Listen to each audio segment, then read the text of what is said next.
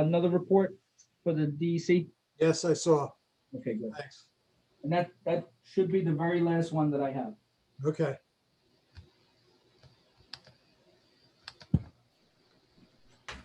Okay, Did you we're see- live. Hi. Thanks, Cliff. Okay, I'm gonna wait a few minutes for the mayor.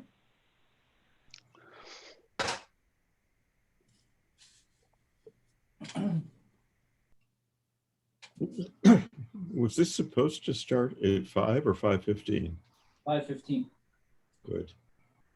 You're not late, John. I'm always late. Or put it differently, I'm always behind the times You're right on time. and frequently behind the 8 ball.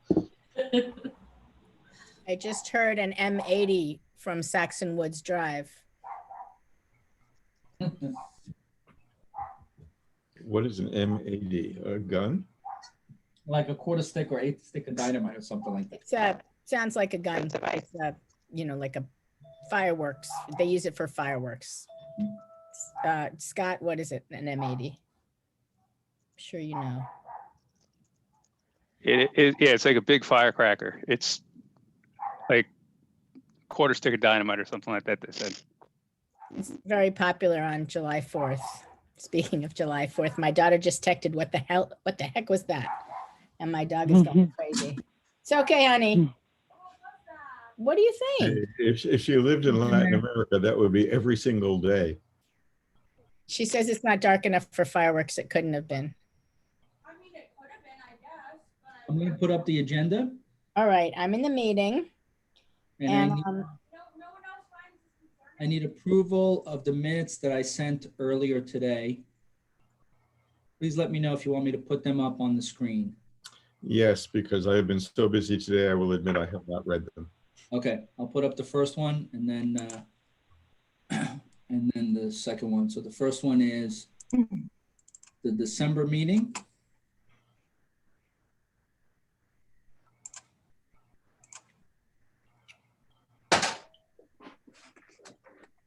This is the minutes from the December 15th meeting.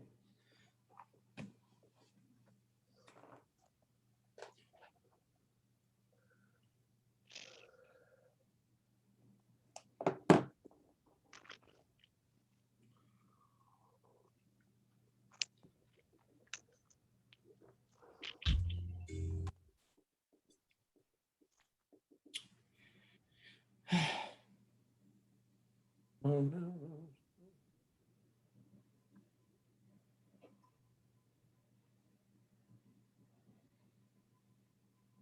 Sounds. Okay, let me get my notepad out. I'll take a motion for the December 15th, 12/15, 2000. I so move. Second. Just before we get started, Elsa needs to be promoted. She must be in the gallery. Who's ever, Cliff's hosting, Tom. Cliff, could you promote Elsa Rubin?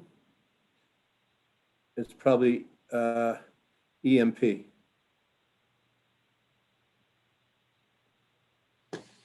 Okay, I'll put up the next minutes, the next draft minutes.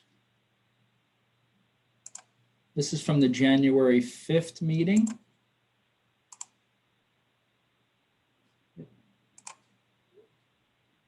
This is when George Latimer joined us.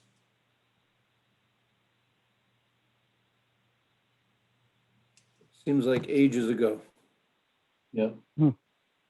Oh, I didn't mean to do that. It was even this year.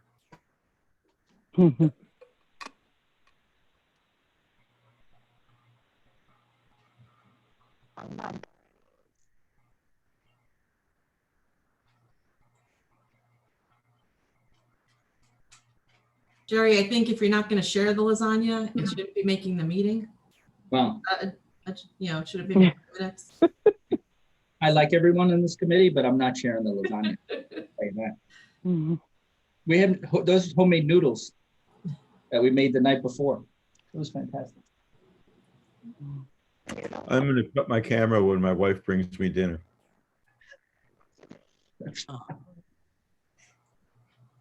All right, so I need a first and a second on this. First. Second.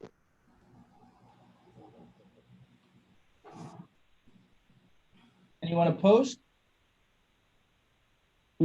No. Okay, thank you. And then I'll put up the agenda. Hi, Elsa. Mhm.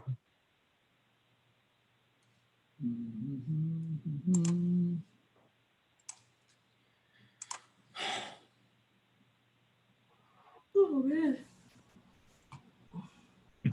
Okay, first item I have is a report from Chief DeRuza or some time that I think the chief had requested. Perfect. Thank you, Jerry. Thank you. So as a result of the conversations that have come up through the committee meeting, some current and some in the past, in the interest of transparency, I feel I need to address these issues. I understand that everyone might not agree with some of my responses or the outcomes, and others may have a different position, but I can only respond from the police perspective. So in regards to the public comment call that occurred the other night, there was a caller who had questions regarding someone's residency and things of that nature. So Governor Cuomo's executive order identifies some of the key stakeholders who might be involved, include members of the community, with emphasis on areas with high number of police and community interactions. So members of the community can include those who may not be residents, but who have a stake in our community. I believe our committee falls in line with that criteria. So just wanted to get that out there. In regards to one of the callers who spoke about a tragic incident that she had in her life from a couple of years ago. Just want to speak about a couple of things with that. So it is common practice for officers to ask for a license or an ID to obtain pedigree information in order to accurately transcribe the information, or in cases where the person may be upset and must be asked a multitude of questions. An officer on scene did try to build rapport with the caller at the time by indicating that he recognized her as a former Mamaroneck High School graduate. The detectives conducted an investigation. Further investigation of video footage and the like were not obtained after the fact, as the case was concluded due to the tragic confirmed suicide of the victim. Detectives made all necessary notifications, and a complaint at the time was not received by the department regarding any behavior of any of the officers. In response to a public comment from the PBA president, Deshensky, the PBA president wanted his email address distributed for anyone who wanted to ask him any questions. Since he spoke as the president of the PBA, he didn't want me as chief of police to have to respond to any of his comments, which I feel I need to. The members of the PBA are in support of any necessary and needed changes recommended by this committee. They feel that based on the number of complaints and the types of complaints, that they don't feel there is a need for a CCRB. The PBA president foiled the cost of the camera installed at Van Rance Mamaroneck. As part of PBA contract negotiating tactic, the cost of the camera at that location was foiled, in addition to other costs of other village purchases and employee raises and things like that. Mhm. That is the reason why he foiled that information. And then lastly, this is, How do you know that? Are you just saying what he said? I asked him. Yeah, that was his response. And then, Why don't we let Chief DeRuza finish her comments before we ask her questions? and then the final one, which is a little long-winded, but I want to be able to get all the information out there, is regarding the whole issue surrounding fireworks and things like that. So just bear with me. Okay, so on July 4th, 2015, At approximately 10:30 p.m., an officer was dispatched to the area of Grand Street and Madison Street on a report of fireworks being set off. Upon arrival, a large group was encountered. Additional units were requested, and the group dispersed as secondary units arrived. One of the officers who responded reported observing approximately 80 people in the roadway and sidewalk, along with several $1000s worth of dispensed firework debris. Approximately 30 minutes later, additional complaints of fireworks were received. Units responded back to the location and remained there until the area was clear. Numerous M1000 fireworks were recovered from the street, which were confiscated to be destroyed. On July 4th, 2016, an officer was instructed to monitor the area. At approximately 9:30 p.m., the officer observed a large fireworks display in the roadway on Madison Street between Old White Plains Road and Grand Street, which is the video.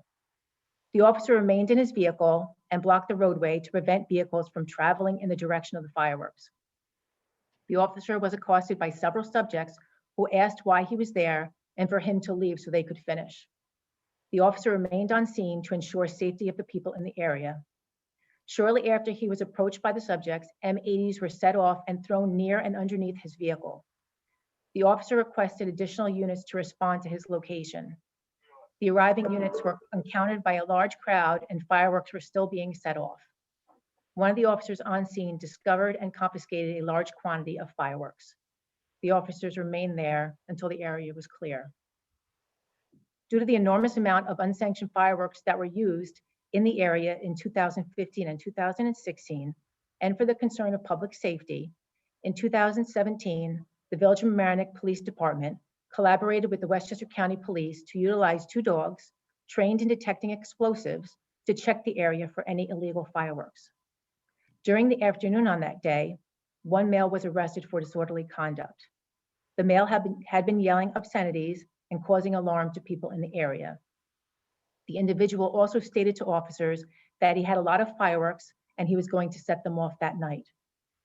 Due to the possibility of fireworks being brought to the location, the concern for the safety of the residents and the officers, and to prevent any property damage, officers were assigned to the area. In 2018, there was still a concern for public safety and that illegal fireworks may be used. As with the prior year, a check of the area for fireworks was performed. Officers were assigned to the area to ensure the safety of the residents and the officers, and to prevent the use of illegal fireworks and prevent any property damage. In the video from 2018 that was distributed, the video captured officers at either the time that the search was just completed or about to get underway. Those additional officers were there to assist the county officers as a standard protocol. That number of officers was not present nor assigned for the entire evening. Every year, officers respond to complaints from residents regarding fireworks in many areas of the village. Although officers may not have been specifically assigned to other neighborhoods, to my knowledge, no other areas had utilized the amount of fireworks, nor had created the same potential risk of safety to residents. In 2017 and 2018, was there an increased officer presence in that area? Yes.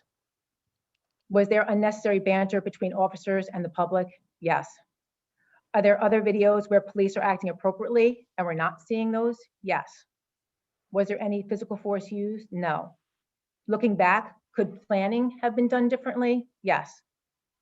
In the fourth quarter of 2018, retired Chief Leahy and Mayor Murphy met numerous times with members of the community to discuss what had transpired, to establish open communication and dialogue, and to begin to rebuild that trust.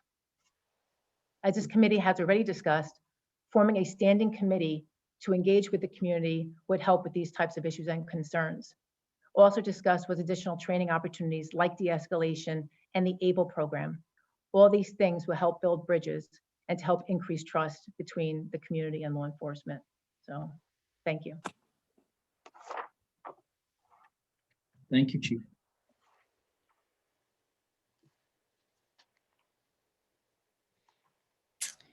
I have a I have a question. Sorry. Chief, you had referenced the PBA president and what he Yes. said in your responses. And at that point you said there was no reason that on behalf of the PBA, meaning to me is the whole police department, or just the PBA president? So members of the PBA is everyone in the police department excluding me.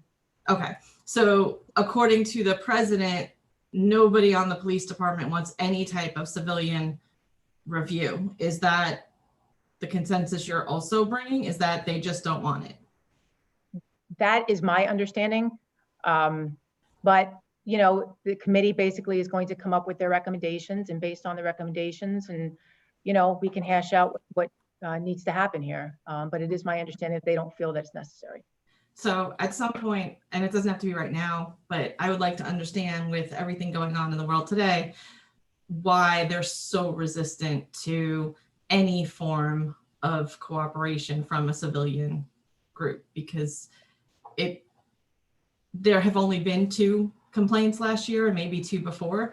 And jumping the gun a little bit, from what I'm seeing in the survey, a lot of people aren't going to make the complaint because it's directly to the police. And if I'm complaining about a police officer and I don't believe you're going to investigate, or if I'm afraid of retaliation, I'm not going to come to you. Therefore, you won't have the complaints. So, you know, it's a little confusing for me that the police would be, I mean, I know it, I lived with it for a lot of years, but I, at some point, would like to understand better, other than, if you didn't walk the streets in a beat and you don't carry a gun and you didn't go through training, you're just simply not qualified to understand anything that goes on in the community, and you can't possibly comprehend whether an incident might be perceived as harassment or discrimination or whatever. You know, I think there's got to be some more collaboration than that. So that's just my view. Yep, and so, yep, go ahead. Just inject something here. Sure. You know, this board is tasked with making recommendations, and you're making recommendations to the Board of Trustees on a plan, and we'll submit the plan, and then what the Board of Trustees changes or enacts, we do.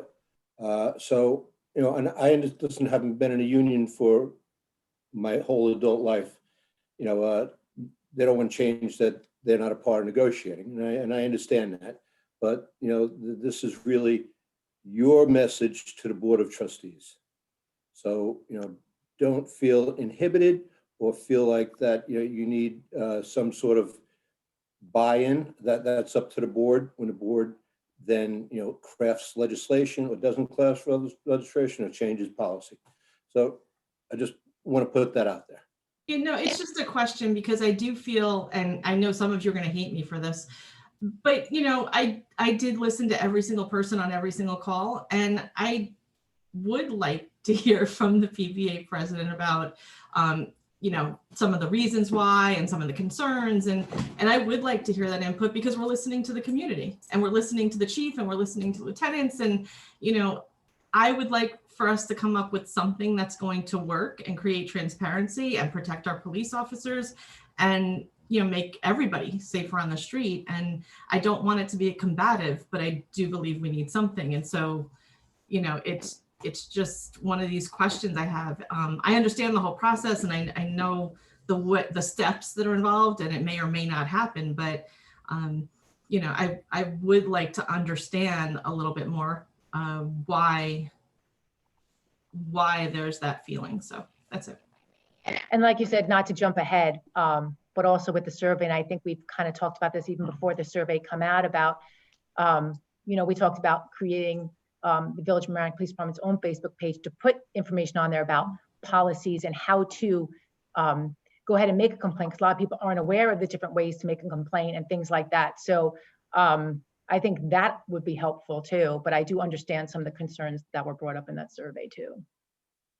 I just want to say something before we really get started, which we now have, which is good, is that we are bound in many ways not to discuss the survey. I don't know whether we can discuss the tallies of the survey, but just not the specific anecdotal materials that are in there, but the general numerical tallies or percentages. What is the attorney's opinion? Bob? When you say discuss, I assume you mean outside the confines of the committee. No, I mean, yes. No, I mean, right now. In in the- front of whoever would be watching. Right. Oh, that's right. It's a public, I forgot yeah. we're public. Yeah. Yep. Jerry? Bob, the survey provides us with two types of information. One of them is respondents, yes, no, or how they identify. And then it also allows them to provide firsthand accounts in a text box type of form. So we have information, percentages, 80% agree that the police do a good job, 20% don't agree. That's what I think Theodora's asking right now, those numbers, right? Well, I'm mostly saying we have to be careful to protect and any, what's the word I'm looking for, personal stories and, legitimate stories. I don't mean to question their legitimacy, but, any personal information and any specific anecdotes that were given to us. I feel comfortable discussing statistics. I mean, I personally don't like to discuss statistics, but I feel like we could discuss, 11.6% of the 870 something responders feel afraid when approached by a police officer. That's something that is a statistic I would feel comfortable discussing. I would not want to discuss one person's experience feeling fearful. Yeah. Does that make sense? Are those ground rules we can live with? Yeah, and I think also generalities like Sharon used before, that, a lot of people responded that they felt trepidation about filing a report. I think that that's within the parameters of what you could say. But, you can't say, on June 4th, I did this and the police officer did that, that's easily identifiable. That's exactly what I was going to say. Isn't it nice to be understood, Mr. Sposino? It is Every once in a while. occasionally by certain members. John, you're muted. John, you're muted. John Gitlitz, you're muted. Thank you. And I don't know sign. I think it's also important to look at the sample and the representativity of the sample within the survey, whether we were successful in reaching not individuals, but all the different groups that make up the diverse population of the village of Mamaroneck, particularly since we are so much more diverse than some of our neighboring communities. And I want to know whether that is subject for conversation.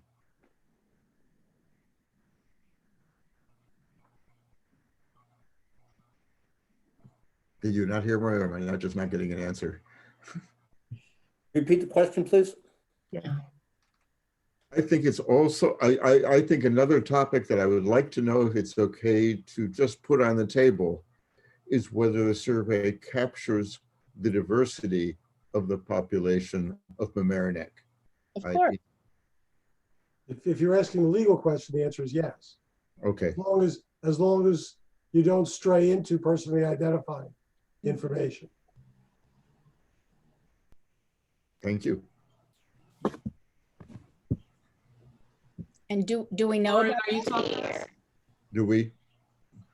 What was the question? Do we know the demographic response? In general, more or less. Yeah, we do. Yes. Yeah. Lauren, I don't think your mic is working. May I throw it out quickly?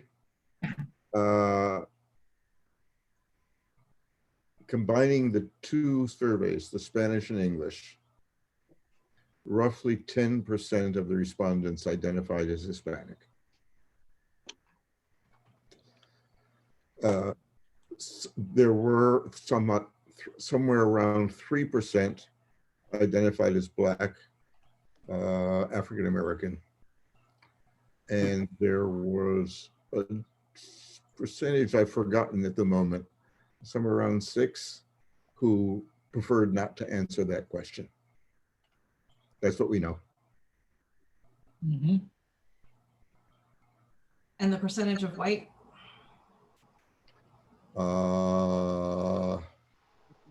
Was in like the high. I didn't actually add it up 70, on the meeting I was in earlier today. It is not the remainder, because there were small numbers of other ethnic groups, but tiny numbers of other ethnic groups. Yeah, so I think it was almost A large 70%. majority were white. Yeah. It was I'm looking at it now. It was 64%. I can read them all. 2.2% Asian South, Asian Pacific Islander, 0.5% Afro Caribbean, 2.6% Black, 6.7% Hispanic, 0.6% Middle Eastern, 2.6% mixed race, 0.12% Native American, 64% white, 1.66% other, and 18% preferred not to respond. The only thing that has to be added to that was the Spanish version, which refused fairly few replies. If you add the Spanish version number and the English version number, approximately 10% of the replies were from Hispanic, people identified as Hispanic. But how do we know that we're not counting the Spanish version answers in the grand total of responses? I will ask Jerry that. Sorry, is my mic working now? Yes, Lauren. Okay. Yes. Okay. Separate surveys, Mayor. So we had Spanish language survey. So then you have distinct from the English version, English language version. People of Hispanic descent responded to the English or used the English language survey. Right, I understand that, but were the answers correlated together, or the answers were correlated separately? No, separate. They were separate. Okay, all right. And as your answer, John, you're right. I just wanted to. And the other relevant factor, if it is even relevant, is that the Hispanic population of the Village of America is about 25% of the population. So yeah. in either case, it's less than half. But I think we also, sorry, I think we also understand partially why that happened. I mean, we had somebody in the community who decided that foiling this information before it was even finished, you know, with a week to go and the committee hadn't even seen the results yet.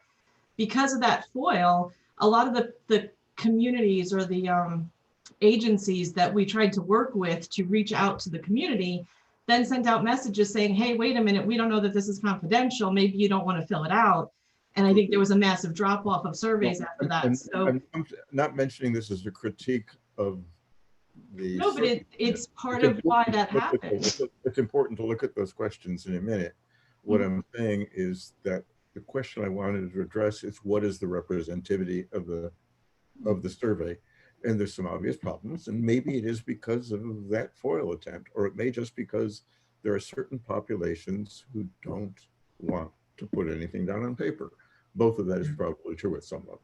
Well, and there's also a third, because it's probably more than one thing. And the third part is that how much, I don't remember the percentage that Scott said, but there's that prefer not to respond. And we have no clue because they prefer not to respond, which category they go in. So, you know, it could be 100% Hispanic, it could be 0%. 18%. Yeah, so 18% is a pretty big number, and we have no idea what kind of breakdown that would be. So I think what the survey for me, and the way I view the survey is, you know, it's not a scientific, you know, listen, we've learned in the past 2 presidential elections that the science of polling isn't exactly an exact science. This was, you know, not an exact poll. It wasn't even that rigorous and scientific, but I think what it gives you, especially the comments, is a snapshot. Yeah. Right? It's not definitive, and it is not the be all and end all, but you can see trends, right? You can see that a lot of people had this concern. A lot of people thought everything's perfect. A lot of people thought, I think that there are people being treated unfairly. So, but for me, what I look at is the trend, right? You know, if there's 25 or 30 people saying something, that's an area to look at, because, you know, it's not one person saying that. If one person's saying, hey, I don't like my neighbor, okay, well, that's a different story. So I mean, that's just the way I look at it. Because, you know, what we're not going to get here is, you know, an exact picture of the village, because, you know, we don't have the budget for that. The tool to understand what's going on, an imperfect tool, but a tool. Yes. Elsa. Yes, I understand that the survey is not our only source. We have to take into account the testimonials and the records, the statistics, and some questions that we have asked. Some of them have been answered, some of them haven't. And we still have some time to make very educated decisions. Mhm. And I think, our subcommittees, I think the survey basically just solidifies that we're on the right path with a lot of the different recommendations that the groups have been coming up with already. So I thought that was helpful. So I want to touch on that, Chief, as a segue. I want to touch on that, so I have to write up the recommendations from this board and provide them to the Board of Trustees for agenda preparation for the January 25th meeting. So while I struggled a little bit with my staff to try to get the agenda, the survey results out to you in the best way possible, I was able to accomplish that for everyone who signed off on the disclosure form. But it's not fair for me to ask any of you to come up with solid recommendations for the Board of Trustees this evening because we really didn't have enough time.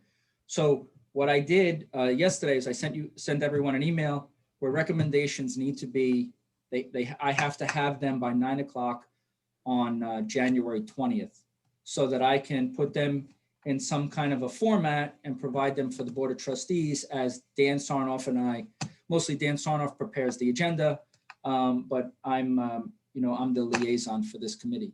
So if the subcommittees can get together during this period of time, this week or so that we have, that would be terrific. And while you may have many, many, many recommendations, I'm asking for the top 4 from each committee so that I don't have this overwhelming list to present to the Board of Trustees because, some good recommendations might get lost if it's a real big list. So I'm hoping that I can get 20 recommendations out of this board or out of this committee to the board for their review and discussion, initial review and discussion on January 25th. Jerry, that So nine Jerry- a.m. on the 20th? set an arbitrary number of 4 It's puts it arbitrary. unnecessary. It may not be arbitrary. You may think 4 is a good number. It's easy to work with. It's divisible by 2. Visible, exactly. Those things. However, the subcommittees have worked hard, and we hope we'll have at least 1 or 2 more chances to work harder. And there may be recommendations beyond the number 4 that we feel are incredibly important. It may be that we come up with 3 really good ideas, and that seems like enough. So I would ask you to ask us to, try not to be crazy and not put a firm number. Okay. If the subcommittees are sending them over to you, Jerry, after this meeting, I get it, we're crunched for time. How does the group by whole say if they're comfortable with those recommendations or not? Right. So that's a little bit of so what we can do is potentially, Scott, set up one final meeting that day.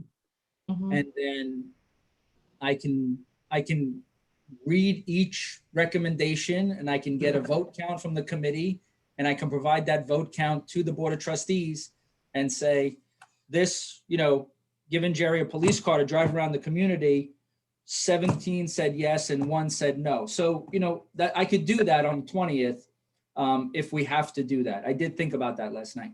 I would Can agree. I make a recommendation to the committees? If you're going to send more than 4, just please prioritize them. Right. By what you think is the most important.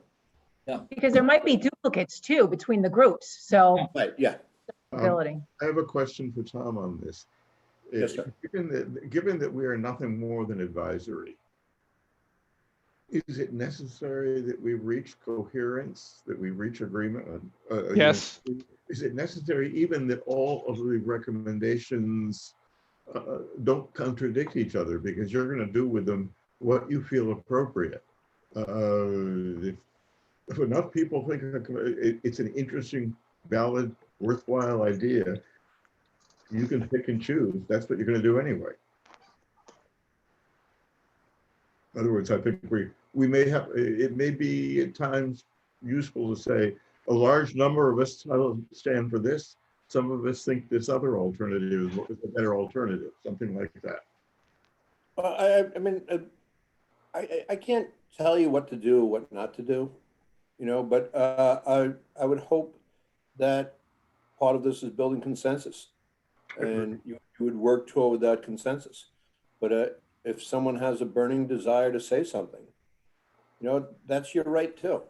But I think the goal should be consensus. But if you feel that something, you know, hasn't been said and it must be said, then by all means say it. But we've already heard the first round of suggestions in our last meeting, right? I mean, was other than the one idea that was relatively controversial, I don't think we. But Sharon, that was before the survey. Now the survey Yeah. provides every committee member a wealth of information. Okay. So, you wanted to say something. I think that it would be very helpful if every subcommittee will stick to their assigned topic. Yes. And therefore bring the recommendations, the 4 recommendations that that topic will entitle. And then there might be other committees, other subcommittees that have the same recommendation. And then we can intermingle them. So Scott, I can do one other item just to kind of maybe achieve the same thing. And that is after I have the list, then I can individually email each committee member and ask them to give me a yes, no, maybe after each recommendation. So I could just make one long list of all the recommendations from each subcommittee and then provide them to the, instead of having a meeting, which some people may not be able to attend that meeting or, you know, have their, but people usually can get their emails during the day. And then if I have them by that afternoon, then I can, you know, I can provide the board that, you know, 5 members, you know, were in favor of this and another 10 were not in favor of it. I think that they need to see that if the committee wants to get back together for some input on the final recommendations. If Okay. you can see it working. How does this end? Do we vote? So we don't vote on each recommendation? You would be, if I gave you if I sent you an email to provide a yes, no, or maybe, that's basically your vote. Got it. Your vote. I could do it that way and then, you know, just assemble it and provide it to the board. Or we can meet, but I would hate to meet on the 20th and not have a couple of members who, you know, may have other responsibilities or a conflict for that meeting time.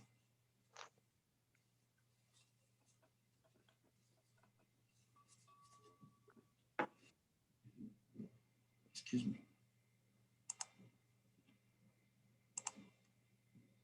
I've never heard this group so quiet. Yeah, really. The thinking. True. So the person There you go.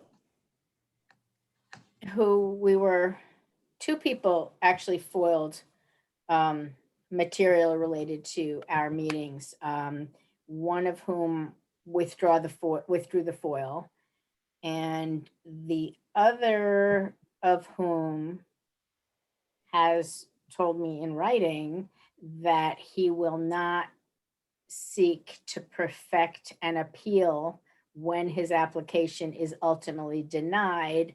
It's been delayed because of a lot of backup in FOIL requests and difficulty in getting to material since everything, you know, a lot of places are shut down and obviously people can't work in a lot of people in one room. So that particular FOIL, which was the one we were particularly concerned about, has been put off until the fall. And at that point, the person doing the FOIL expects that it will be denied and he will not seek to appeal it. he will drop his appeal. So are you saying that this person is going to make the village staff go through the exercise of reviewing every one of these surveys to redact personally identifying information? Well, you're an attorney also, and I was thinking that reliance is a powerful force in the law, and that the people who filled out these surveys relied on our promise of confidentiality, and that could, I think, be sufficient for a blanket denial. And we have evidence that several organizations publicly put, in widely spread, disseminated widely, announcements of dismay that they have learned that they may not be confidential. They still hope people will fill out the survey, but they cannot guarantee their confidentiality, and they are incredibly sorry and embarrassed. And I think to some extent to diminish community organizations' ability to provide resources and to have trust between themselves and the communities they serve, to have that be destroyed because of one person's seeking to receive this information is also a fairly significant defense. Right, but the village still has an obligation to respond unless he withdraws his request. Or her. Or her. I thought you said it was a him, but I I think. probably did say it was a him. Right. Okay, I understand. Just thought I'd put it out there. I It understand. probably doesn't make a difference, and it's certainly too late now to encourage more people to fill out surveys now that we have someone's promise to do something that they haven't yet done. But I thought I would say it. That's it. Okay. And quite frankly, I don't rely on a promise in an email. I don't think that that's the way we should go. That wasn't given to, shared with you, that's fine. But, I'm not comfortable with a promise in an email. Okay. Jerry, can you stop sharing? Oh, yeah, I wanted to get back to the agenda unless you Oh, I guys, see. Okay. number 2. So Mayor, I think you have this. I might have just sent it to you. I want to know if you wanted to run this down. So number 2 was the Ossining email and attachment. Yeah, hold on. Give me 1 second.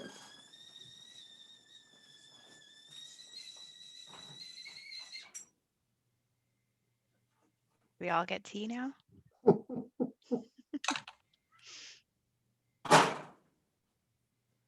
I'm sorry. You can distribute coffee and tea via Tea, Zoom. tea comes first. Tea comes first. I can't see, why can't I see this? Oh, here it is. All right. Well, yeah. My concern originally was that there weren't communities similarly situated that were doing this. And that, I was concerned that we were going to be inventing a wheel that hadn't been invented before. And then I heard about Ossining and I looked at their law, and I'm not at all saying we should adopt Ossining's law. The purpose of sending that was, okay, it was shown to me that it's doable. Because Ossining is a village of Westchester community. It is a village manager form of government. It falls under the Westchester County Police Act, which I had concerns about before. And they have done it. So, I think the idea of how to do it and the way to do it, is ultimately going to be left up to the Board of Trustees working with the village attorney. But I just thought, because I couldn't find any other community, that would be comparable that had it. And I actually talked to the former mayor of Ossining. She retired January 1st. And, she had some good things to say about it. And she said there was some difficulty about it too. But, I think, as I said to you all in the email, I think that there is a place for civilian involvement in this, especially, when you read some of the comments in the survey. And comments, they might be founded or unfounded, but as I said in my email, perception is everything in life, especially in government. And if there's a perception that you won't be taken seriously, if there's a perception that it won't be heard, we have an obligation to try and do something to get rid of that perception. So that's why I sent that out. And because I really did have concerns when you read the Westchester County Police Act, it talks about the village board being the ultimate decider, but this doesn't make the whatever we end up calling this, whether it's CCRB or some other group. I think we need to have a place where people feel comfortable bringing their concerns. So that's really where I was with this, and I feel more comfortable now because I don't feel like it hasn't been done, and we're going to be walking down a perilous path. Ossining did this, I think it was 2003, 2004, I forget which. As you notice in the email, I like saying turn of the century. So, and they haven't had litigation about the validity of it, and that made me feel more comfortable. If I may, yeah, I definitely think that this is very helpful to take a look at. This was kind of where my head was at as far as making sure that it integrated within the existing systems properly. Obviously, we'd have to take a look at the whole legal process and all that and make it all work. There was never an intention to overhaul what was there. It was more of a matter of supplementing it and adding to it in that kind of way. There was also never an intention to remove the ultimate authority from anybody and for it to more be of a recommendation situation, but an effective recommendation, not just coming out of left field. That being said, if I could also, what I was trying to say also when my mic wasn't working after Sharon was speaking is I may have interpreted the comments a little differently from the PBA president. I heard him definitely reject the concept of a civilian review board, but the way he was speaking, I interpreted it as rejecting a purely civilian review board. I don't know how much of our conversations he's listened to or dialed into or whatnot, but we've obviously been looking at a broad spectrum of what that may look like. And so I don't think I think he was speaking to what he thought we were doing and not necessarily to what we had actually discussed. And to that point also, I don't think that, their stance needs to affect what we recommend, right? Like what we recommend ultimately comes down to what we can then make work, but we can only make the recommendations that we make in the hope that, as much as possible actually gets integrated into the process down the road. So Tom, do you know if Rye and the town of Mamaroneck or Larchmont, our sister cities, so to speak, are they looking at something similar? Because we're also small, I'll be honest with you, and not to denigrate the communities around us. Nobody's taken a deeper dive around here as this board is, and I commend you all for doing that. Governor Cuomo talked at his last press conference. He talked about a community up by Buffalo that he was saying, "Oh, look, they've done their report already and they sent it in." It was one page. It was one page. Yeah, we've put in a lot of work, a lot more than other communities expected to put in. I think that reflects something else, which is one of the reasons I love Mamaroneck. We are an incredibly diverse community for a small town. We are. It's a report like this much more difficult to pull together. I know, and I think you're right, John. And I don't mind doing the work and being here with you guys. I'm just saying, it's most of these small bedroom communities, they I was in the town of Mamaroneck for 4 years as a council person. And everybody's nice and they run a good government over there. But you know, it's like vanilla ice cream every night, you know? Vanilla ice cream's all right, but it's vanilla ice cream. And it's always going to be vanilla ice cream. And which just means I can't run for anything else Never got elected Mamaroneck anymore. in the town. But it's just, that's just the way it was. No, that's my point. And Wait, what are we? they are sisters, but they're With 33 flavors here. better than me. Yeah. We're Baskin Robbins. Baskin Robbins. Sure. Okay. So New Rochelle, which is not similar to Mamaroneck in many ways, but New Rochelle has in fact adopted a purely civilian oversight board with disciplinary powers. And I believe that Larchmont is going to, I'm sorry, the town of Mamaroneck is going to adopt similar or identical. Yeah. They Yeah, I was could gonna not have, point they that could out, not have given them Michelle. disciplinary powers. They could not have. If I knew how to, They can recommend to give them disciplinary Yeah, powers. they- That doesn't mean that they cannot give them that they can. disciplinary powers. That's just not factual. Bob, wouldn't New Rochelle be covered by the Westchester County Police Act? Yes. We I did will, learn New You Rochelle is- have a link or something that, I'm gonna try to screen share it, which frankly I've never done before. Yeah, but- I have one of actually my good friends and colleagues was on that New Rochelle committee as well. And I do know that the discussion did come up about that. And I do know that there was some concern as to whether or not they could actually give the ultimate disciplinary powers to them. And yeah, I don't know what the end result was, but I do know it was discussed. Steve Altieri said that New Rochelle was going to post their draft at some point this week. The draft police reform plan. Okay, I believe that this is from November 20th.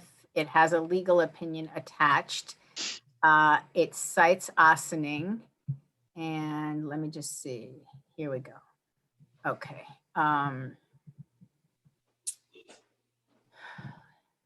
So let's see if I can find you guys. And here should be us. There we are. And now so Jerry, can we reach out to our neighboring towns and see if we can get an idea of what their recommendations are, just so we can get an idea of what other people are doing as well? Yeah, so I could reach out to the town, but I don't think they have recommendations yet. Okay. But I believe, so they had that's where I got that 355. They had 355 respondents to their survey. So I think they were one of the communities, maybe like us, that are waiting for some other community to post their recommendations and see what kind of format they're going to present in. But I will reach out. I'll reach out to New Rochelle, town of Mamaroneck, Larchmont, and then the city of Rye. I'll reach out to Debbie at the town of Rye as well. that's great. This,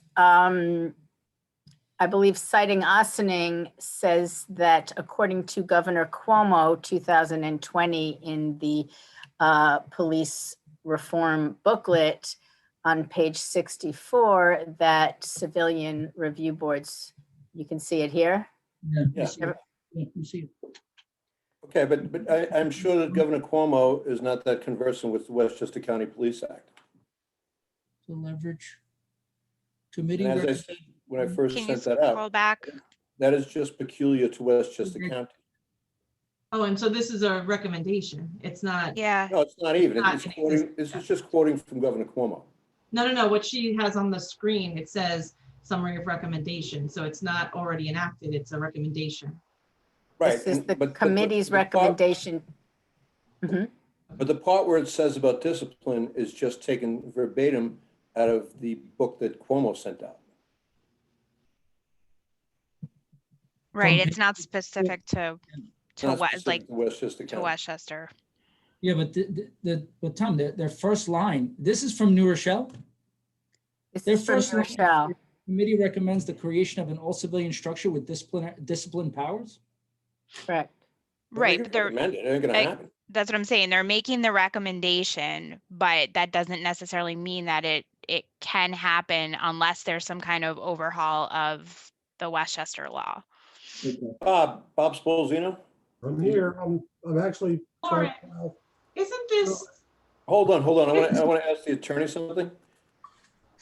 Yes, Is my reading correct that the village board cannot delegate discipline to a civilian board?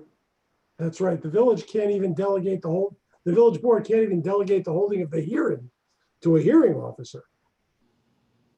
But in the Mamaroneck, we can, because we had a special law passed in a referendum. That's right. There was one young firebrand That's back right. in 2009 named Tom Murphy who proposed that and got that passed.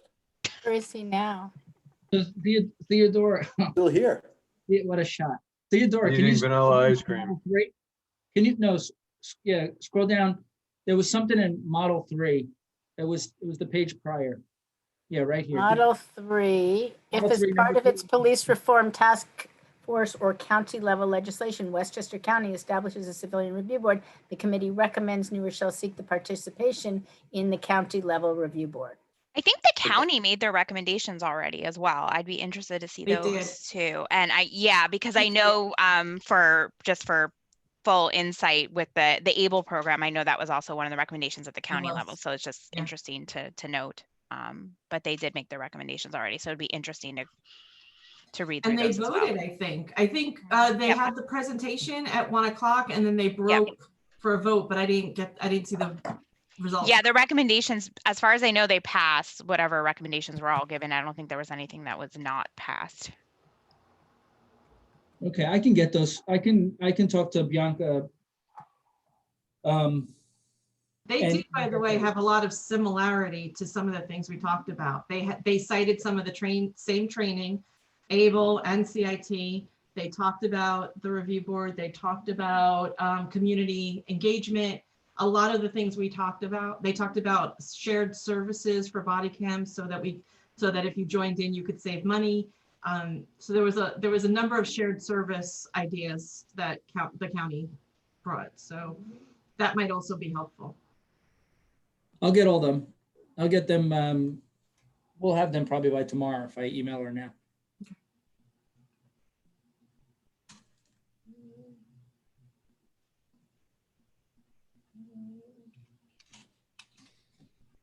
So, Bianca Lopez. so Can we get the screen back? I'm actually looking at the governor's page 64 of the governor's document they refer to. It doesn't really say, it makes no legal conclusion about whether a civilian board can be given authority to make disciplinary decisions. It's talking actually in general about citizens advisory boards across the country.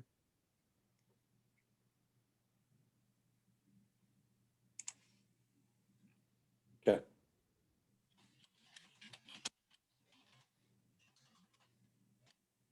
Is there any other comment about this topic? I would just ask the committee that was working on that how you had envisioned discipline or recommendations for discipline working. I don't know if we're there yet because I think we're still reviewing materials, right, Lauren? Or no? Yes, but I just wanted to narrow down Theodora's question. So when you say how we see discipline, do you mean the specifics of discipline, or do you mean? I'm just trying to. I want to understand what you mean. How we are you asking whether or not we see the ultimate discipline recommendation from this board going to someone else to make the decision? Is that what your question is, or are you asking how we view the disciplinary process after that to be? I don't see the difference, but I'll go with number one. Okay. All right. Well, no, the reason I'm asking the question is because I don't see the board actually ultimately being the disciplinary. Okay, so if you have Maker, a but purely that's civilian me. board, if you have a purely civilian board and they receive civilian complaints, all of them, and even if the police get one, they refer it to the committee. If the board gets it, they refer it to the committee. The committee discusses, maybe interviews, maybe investigates, and then what? Do they make a recommendation to the board? Do they make a recommendation to the chief? What is the chain of command? I mean, some of this is just Police Act and the powers of the board. So I don't know, Jerry, how does that work? Well, the police now come to the board and Right. ask them as police, whatever you are. Police commissioners, you mean? Commissioners. Okay. To approve or not approve discipline recommended by the chief, right? I don't think that's true of all discipline. Right. It depends on the level. Yeah, Exactly, sorry. depends on the level. It depends on the level of discipline. So as far as I know, if it's rules, procedure stuff, administrative stuff, that may ultimately just rest with the chief and may be internal. There is an investigation that is done into it. And then a decision or a recommendation is made depending on, the level. If it's something that's higher, then it does go, the police commissioners may have ultimate decision-making power with that. It really just depends on the level. There's multiple levels of quote unquote infractions, so to speak.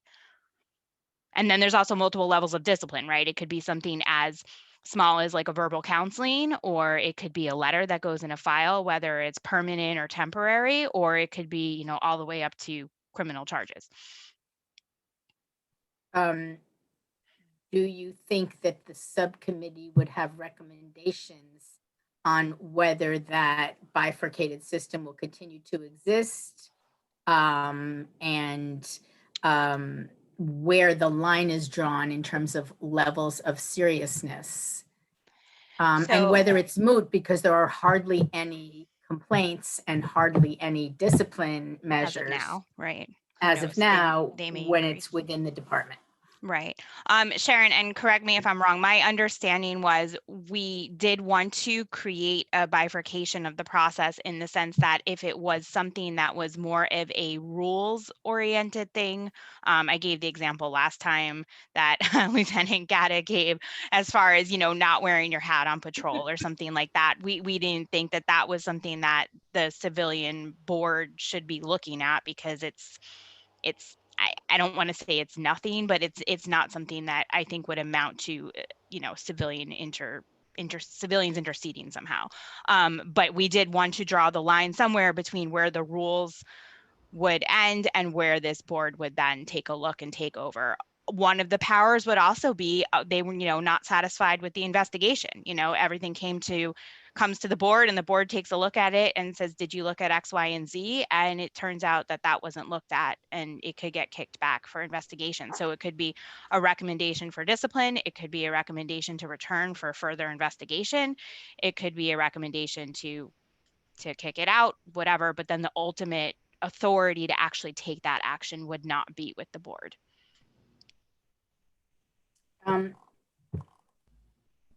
Chief, you started out on by saying that the head of the PBA had only foiled the cost of the cameras as a bargaining chip, I suppose, to talk about if the village can afford cameras, then certainly they can afford better health insurance for officers or raises or COLA or whatever the current demands are. I have no idea.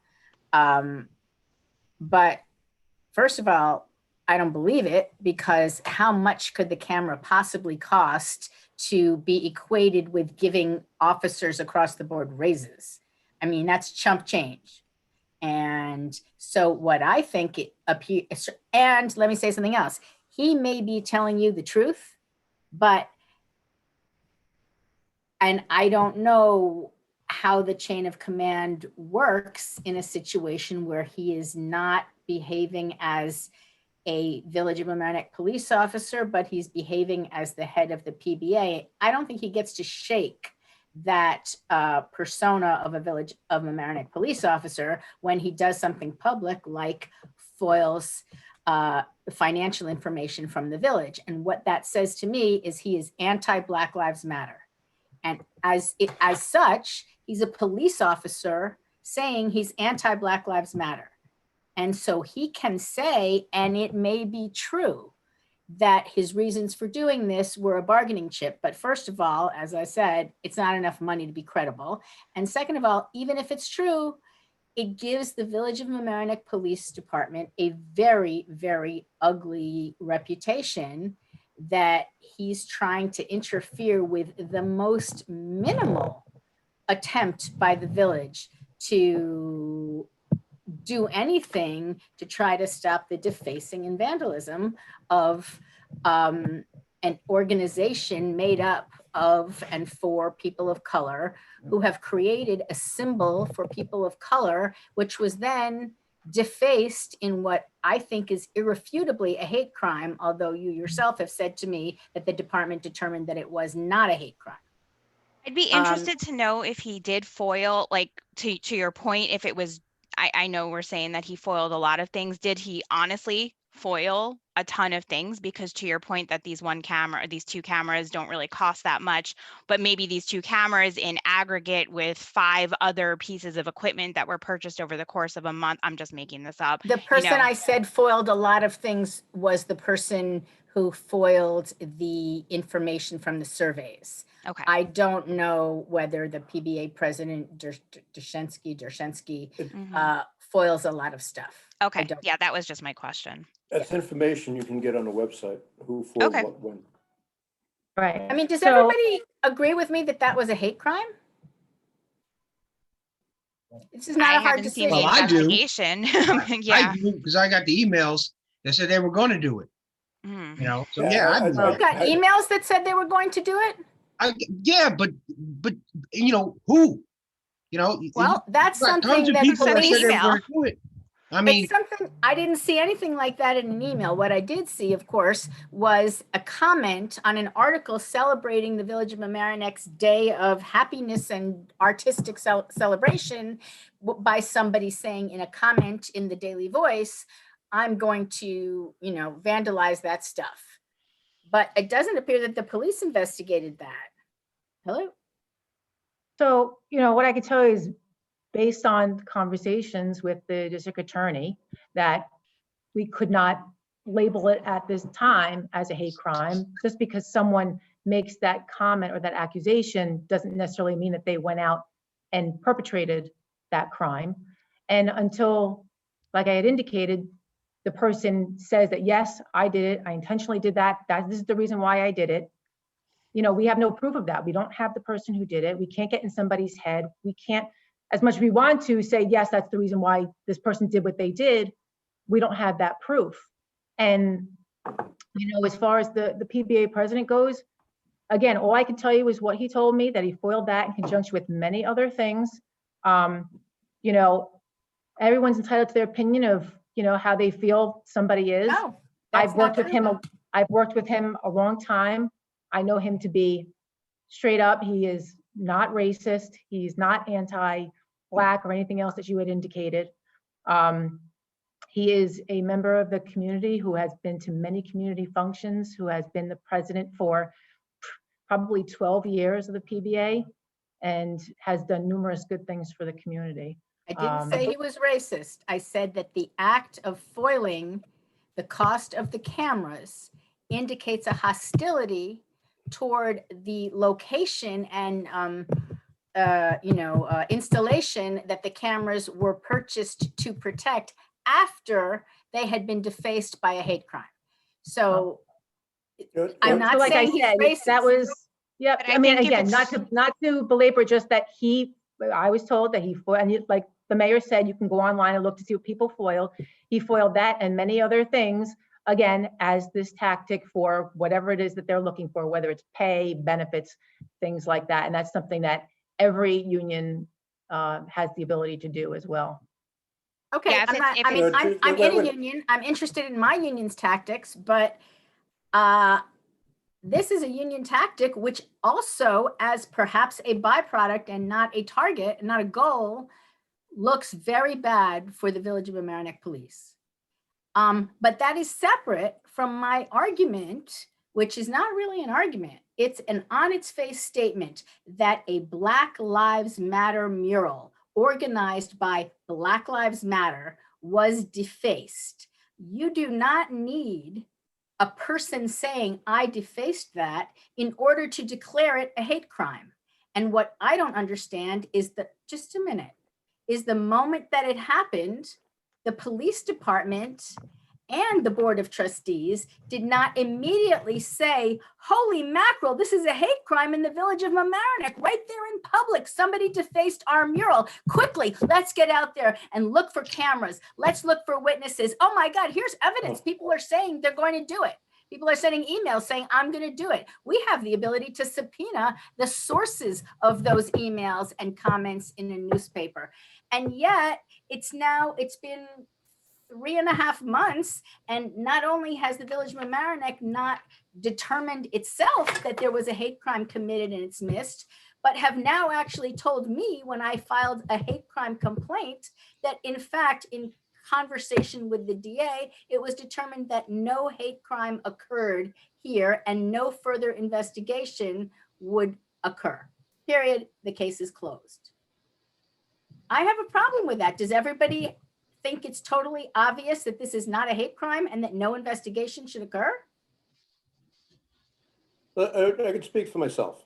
Let's hear for you. And please don't interrupt me. Go right ahead.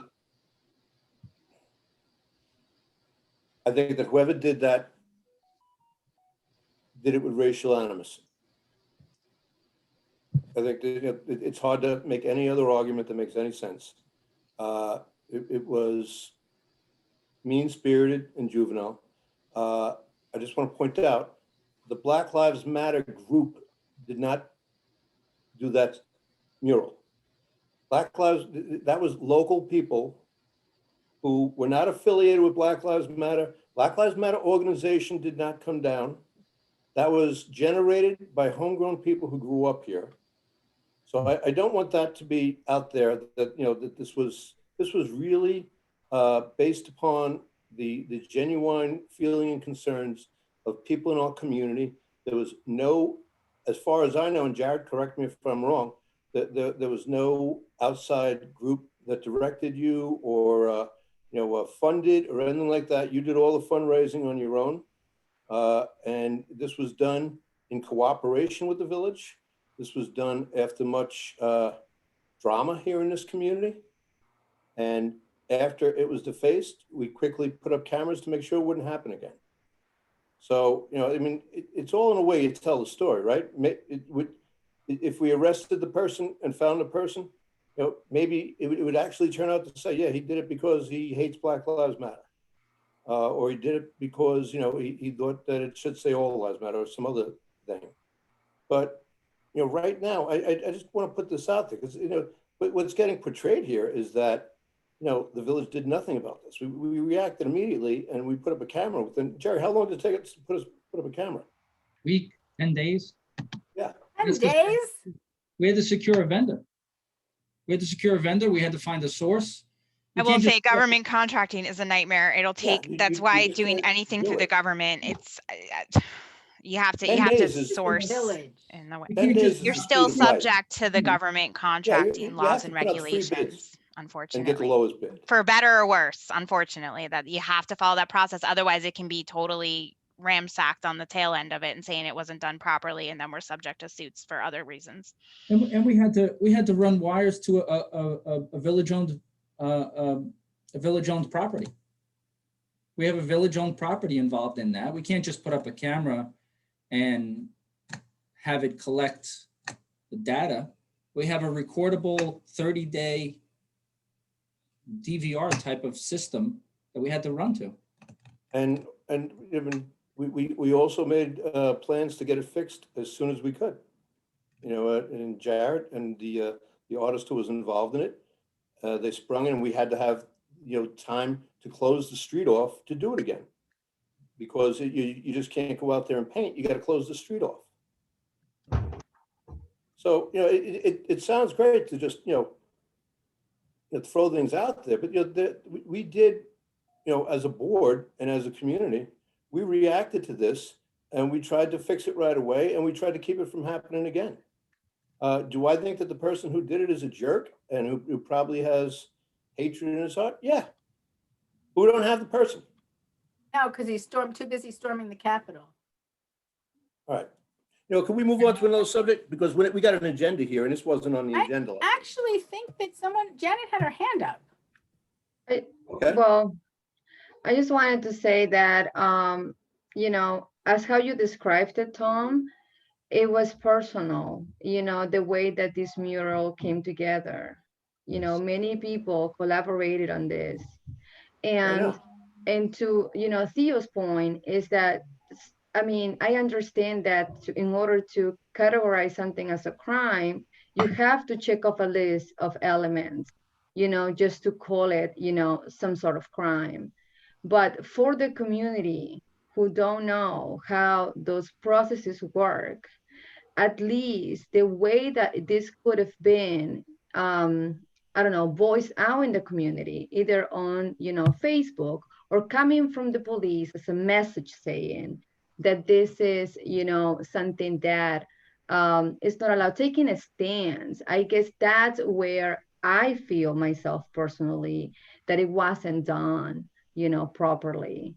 But I guess we're having this conversation because we didn't have it before in this committee.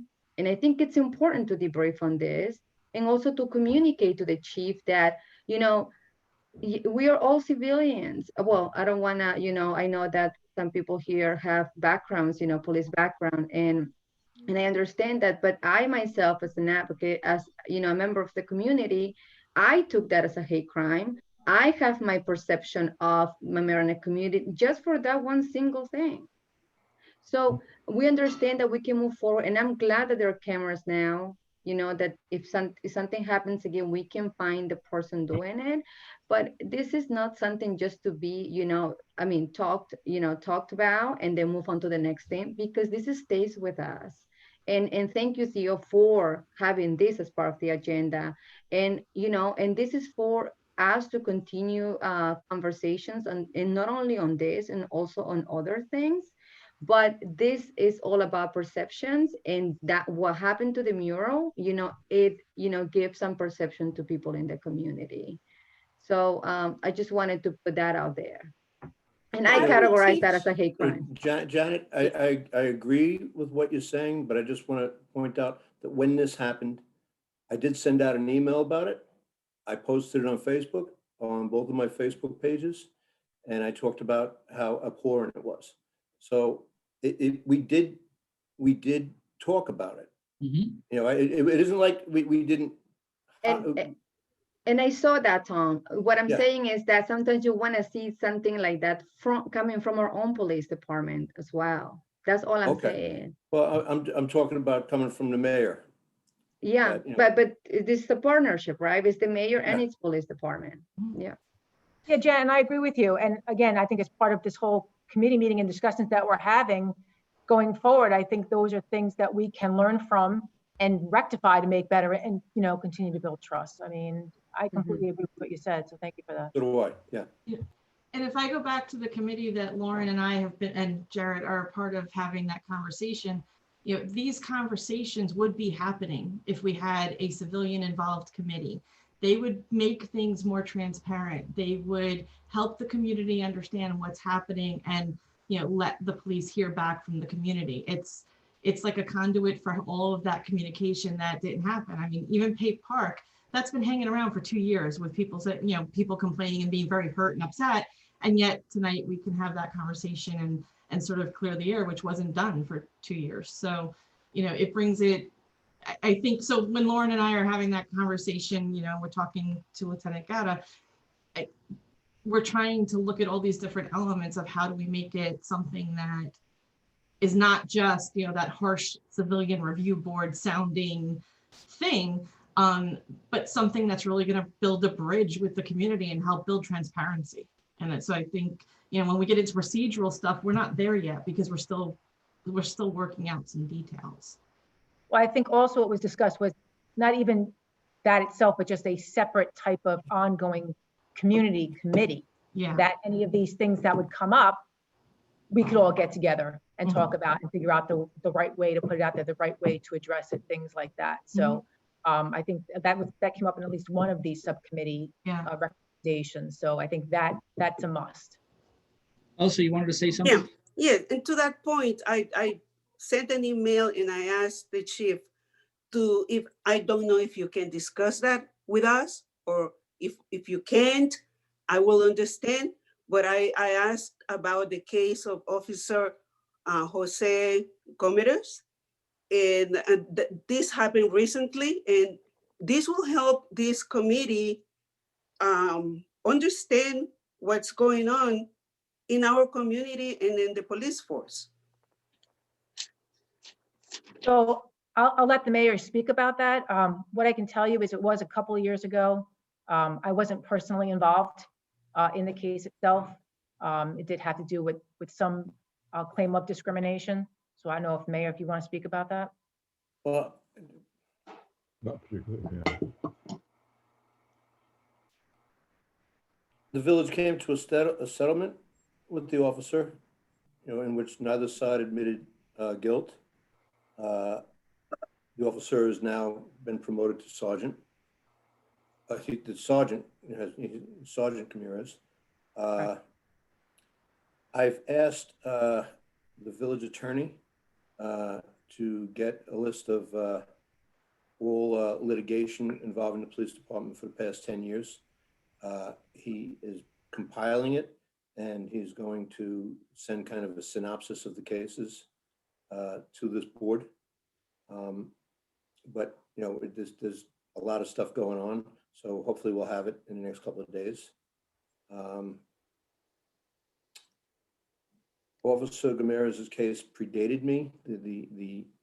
We settled it in my term. The allegations that he had of discrimination predated me. I don't know how much I can say and how much I can't say. Bob? I think you've said what you can say in terms of the settlement. I don't think you can go into the allegations that were made. I just want to say with regard to compiling the lawsuits, the list of lawsuits, it's not taking a long time because there are a lot of police lawsuits. It's taking time because the way I haven't handled these cases, trying to search public records where I'm going to ask counsel who has handled a lot of them, but trying to search public records, it's very hard from what's available online to be able to ascertain which ones are police lawsuits and which ones are not. There's a lot of lawsuits, and most of the lawsuits against the Village of Mamaroneck are tax certiorari lawsuits. And if someone named a police officer, for example, as a defendant, or named Thomas Murphy as a defendant, it wouldn't come up in a search of the Village of Mamaroneck's lawsuits. So we're trying to work through that. That's why it's taking time, not because it's such a massive task. Need an intern. Right, it's right, exactly. Okay. I want to get back to the agenda just for us. So I'm going to say that we've already had a survey discussion to the extent. I want to get this one off the table, number 4. The Board of Trustees are meeting on January 25th, February 8th, February 22nd, March 8th, March 22nd. And we will add the police reform and reinvention plan to the agenda on each of those meetings. They will most likely be work session items. Typically in a work session, we do not have others speak. It's basically for the Board of Trustees and the staff who the Board of Trustees relies on to gather information regarding the item. But there are 2 opportunities during the regular meeting, starting at 7:30, for the communication to the board. For those of you who aren't groupies of the Board of Trustees meeting, that the mayor allows 5 minutes for any kind of discussion. Mayor, I don't know if you wanted to add some type of additional opportunity for members of this committee, or just have the Board of Trustees discuss the recommendations. But Is this at the work session? yeah, so any development of a plan would be at the work session, right? So we'd have to try to figure out how we fit that in, as well as other business. Yeah. Ooh, Yeah, it's tough. Maybe you have one member from each subcommittee. that's a speak. good idea. That's a good idea. So we can have that. So typically in recent meetings, we've had, 45 minutes, more or less, for a work session, because our executive sessions run long. But we have to dedicate or carve out some time at these work sessions in order to have some kind of communication between the board members and the subcommittee members. So we'd have to figure that out. But I guess on January 25th, we'll discuss what that looks like. Well, yeah, Jerry, we could discuss how to do it to give voice for somebody's committee. I think the idea of having a representative from each subgroup was a good idea, and allow them to present a little bit, and then have them available should the board have questions. Yeah. Okay. So number 5 on the final recommendations. So what I will do is I will ask subcommittees to provide final recommendations by the 20th at 9 o'clock. By the end of that day, I will have an email for each individual member to respond back to me individually on that list, and basically poll them and let them, and ask them if they approve of that recommendation, if they don't approve of it, or if it's, if they're ambivalent about it. I don't know if we wanted to talk a little bit about the survey further. It's, what is it? 6:45, almost 6:45 now. So it was up to the group. I just needed to get regular business out of the way before I forget. Hey, can I just address something? Mm-hmm. Can you hear Yes. me? Yes. I just wanted to let everybody know, full disclosure, I was there that night the fireworks happened. Okay, and thanks to the chief, because she called me today to let me know about the video that she would show. I mean, it did get out of hand. And the next day, for 28 days straight, there was 3 cops on the corner. So we went to the board, the then mayor, Norman. We actually met in his office with the former chief, and told him what went down and that it wouldn't happen again. So the following year, they did come and hang out. That's 2016. 2017. Now, for 2 years, there wasn't no fireworks. Now, I don't know if a firework went off, like she said, at 12:30 or whatever o'clock at night. So I can't say anything about that. But when the cops came that night, on that 4th of July, there was 4 cops that were standing there all day, as you can see in one of the videos. I had made numerous calls to the desk, and I asked for an officer, or at least someone in command. And at the time, it was Lieutenant Falcone. And I was told that he was down the harbor and that he could not come up now. Half an hour later, 3 more cops came. I made another call to the desk and said, listen, now there's 7 cops here and there's going to be an issue. Can you please have the Falcone come up? It was at that time that he came up with the dogs. Now, I spend most of my 4th of July's there and have been. That's where my family is. That was the only time that the county came down with those dogs. Okay, so it was a one-off, and we had met with the police chief before that year, and we said, I promise, no fireworks, you have our words. and not one firework went off. Again, if it was 12:30 or 1 o'clock at night, I'm home. I work at 6 o'clock in the morning. But that day, on that day, those cops were there all day. They didn't see anything pop off. Anything that popped off was behind them on each side, and they saw that. I get the first year hanging out there for 28 days. We screwed up, and we knew we screwed up. And we knew next year when they hung out, that was part of our getting our comeuppance. Okay? But no fireworks went off. It was, again, the following year. After that incident, we then had a group of us meet with the mayor and the police chief, and we had a series of ongoing conversations. So that in 2019, they said again, okay, listen, the mayor said, look, can you give them a little bit of breathing room, still patrol the area? And I even said, look, patrol the area. We can't tell you what to do. And that year, no fireworks went off. So yeah, it worked having the dialogue.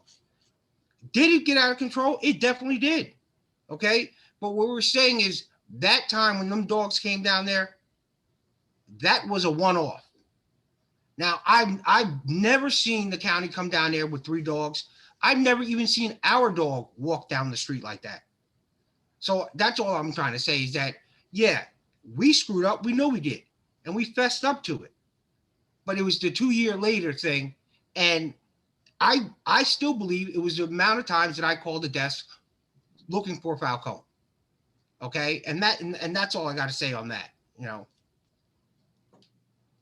Thanks, Thank you, Jared. And I Jared. don't, like I said, I don't want to, keep harping on it either, but I think it's important just that, to identify, just the concerns and about, with the dogs that every year the dogs do go respond down to Harbor Island Park because the fireworks are down there and things like that. So on those particular years, they coordinated with them to come up to the area, Old White Madison, because of the fireworks that had occurred in 15 and 16, just to look for explosives. They weren't looking for anything else. They were looking for those fireworks. And again, I think we can all acknowledge that things could have been done better. And so hopefully going forward, and as part of this committee, that will happen. And I think to Jarrett's point, the community, engagement, I mean, it's great that Jarrett said something and that he felt empowered to be able to speak up and have those conversations. And I think for all the negative things that came out of this, I think it is also something to show that the continued engagement and community dialogue is a good thing.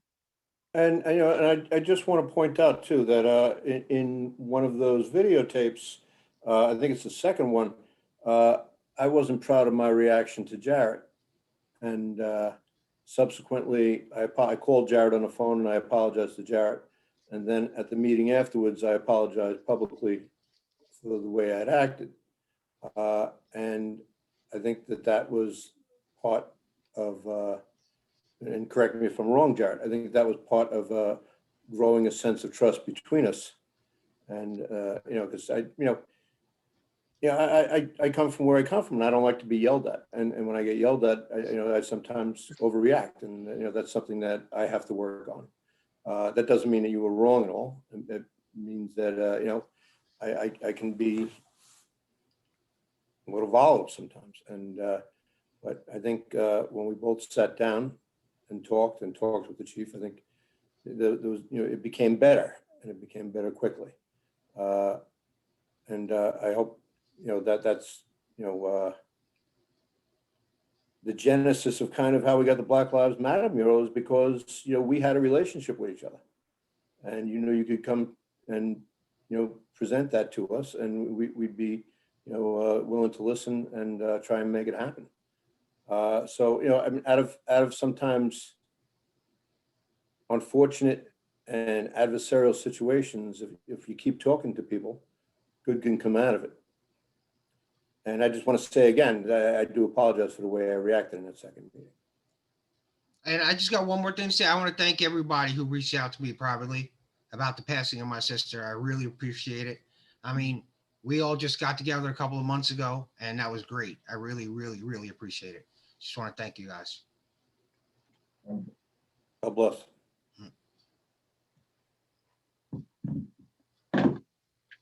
Okay. So do we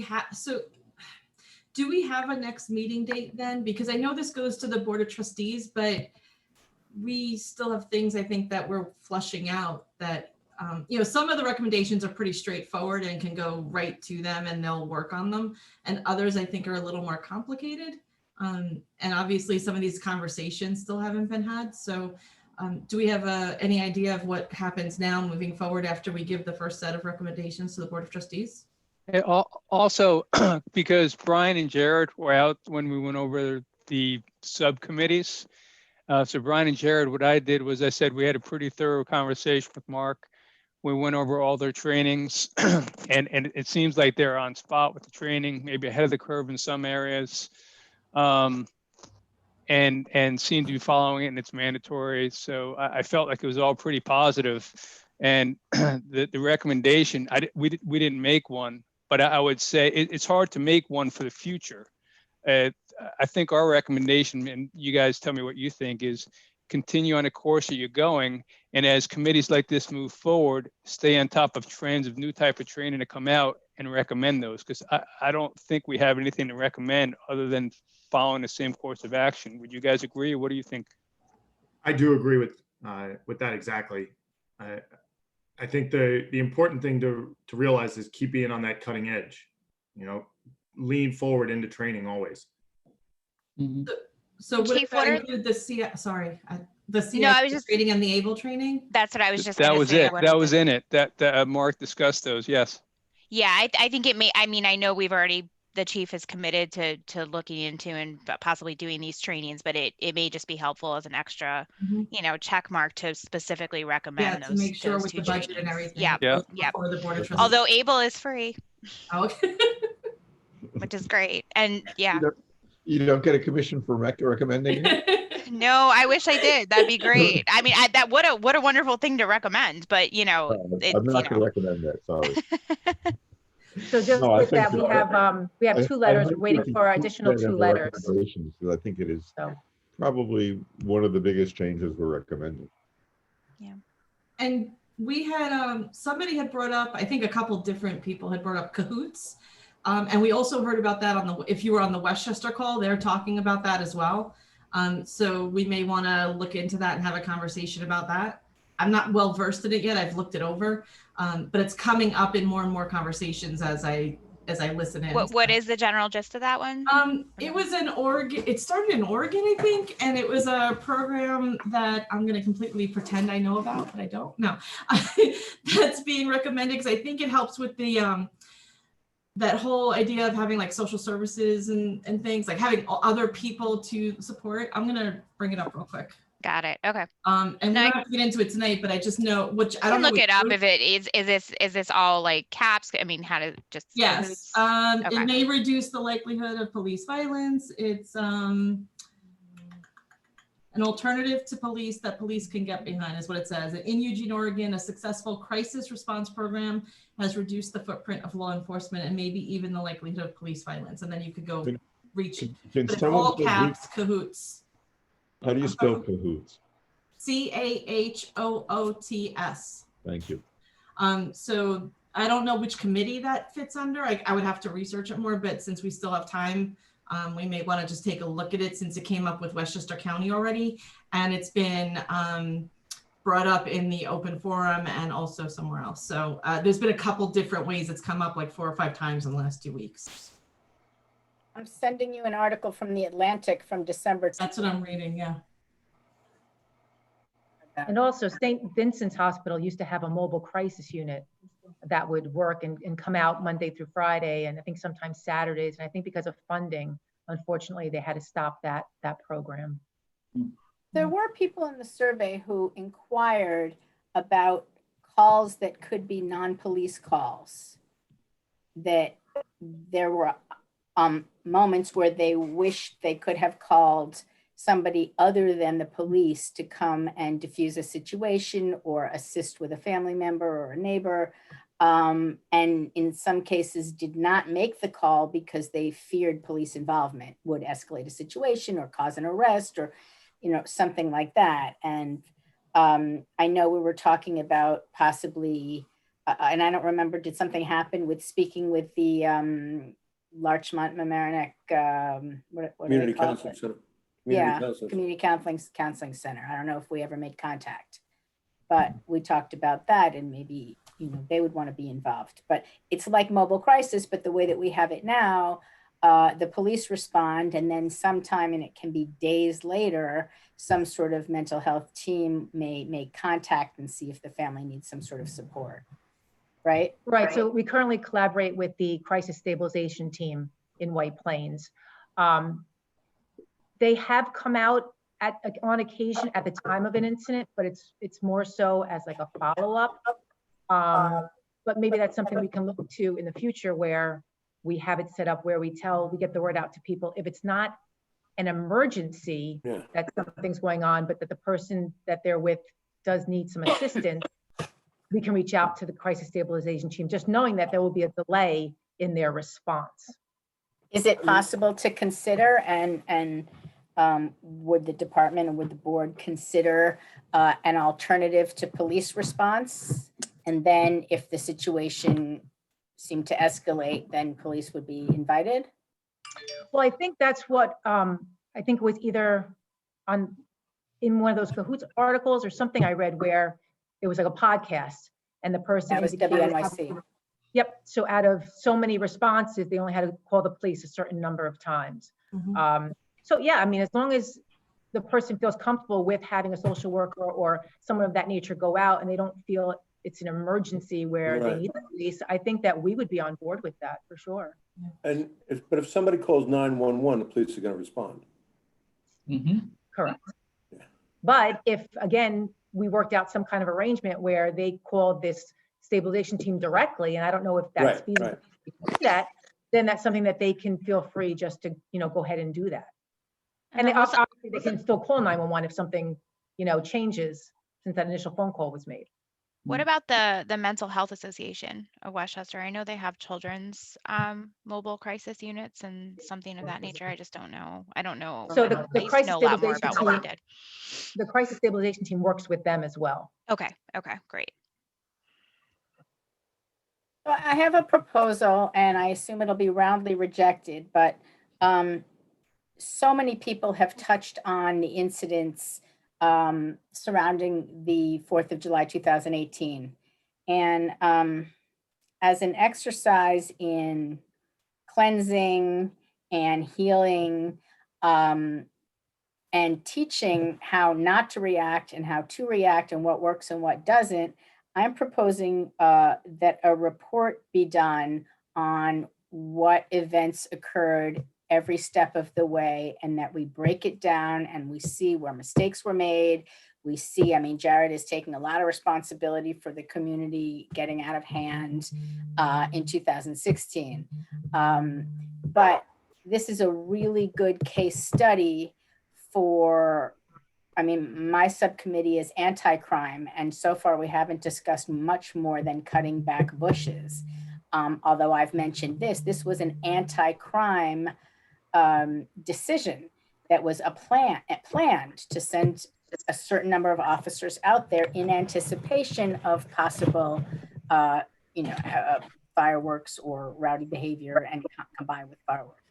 So I think, but maybe it's the academic in me, that parsing out a situation to look at what went wrong, what could have been done better, and even who behaved badly is a good way to try to see where we can make effective change. So yeah, I think, you know, based on, you know, what I had explained, and I did acknowledge that, you know, there were things that could have been done better. And I think the number one thing would have been to meet with Jared or members, you know, that live over there or that attend the events over there, to come together to say, hey, what works for you? What works for us? How can we make this safe for everyone who lives in that community? For, you know, the people who don't participate, you know, in the barbecue and the fireworks, how can, you know, we meet their needs as well, you know?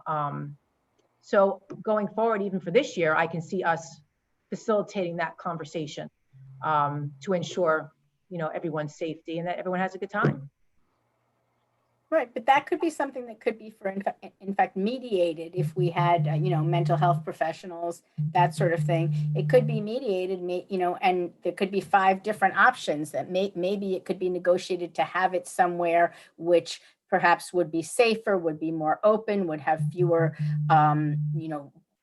housing, less housing nearby, particularly, now all the new housing there, people might be offended, and maybe the community would say, no, that doesn't work for us, but here's what we're willing to do, and come to some sort of, negotiation. But I think, expanding the pie would be a way to handle that situation rather than react with that kind of, cavalry. Yeah, I think it's a delicate balance because, that's where everyone lives. They want to have their barbecue where they live, so for them to have to leave where they live is not, necessarily fair to them either, but, is it fair to the other people who live there? So it's just a careful balancing act. I think that we have to, come to an agreement. What about the behavior of the officers that you saw in that video? Do you intend to take any action?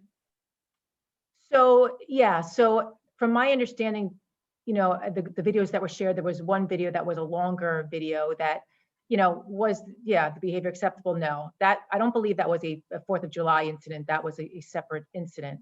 And as part of that, this ABLE program, where we talk about the active bystandership, where, there was another officer or 2 on scene that could have said, hey, you know what, knock it off. That's not appropriate. Don't do that. So I think that training is going to help with that.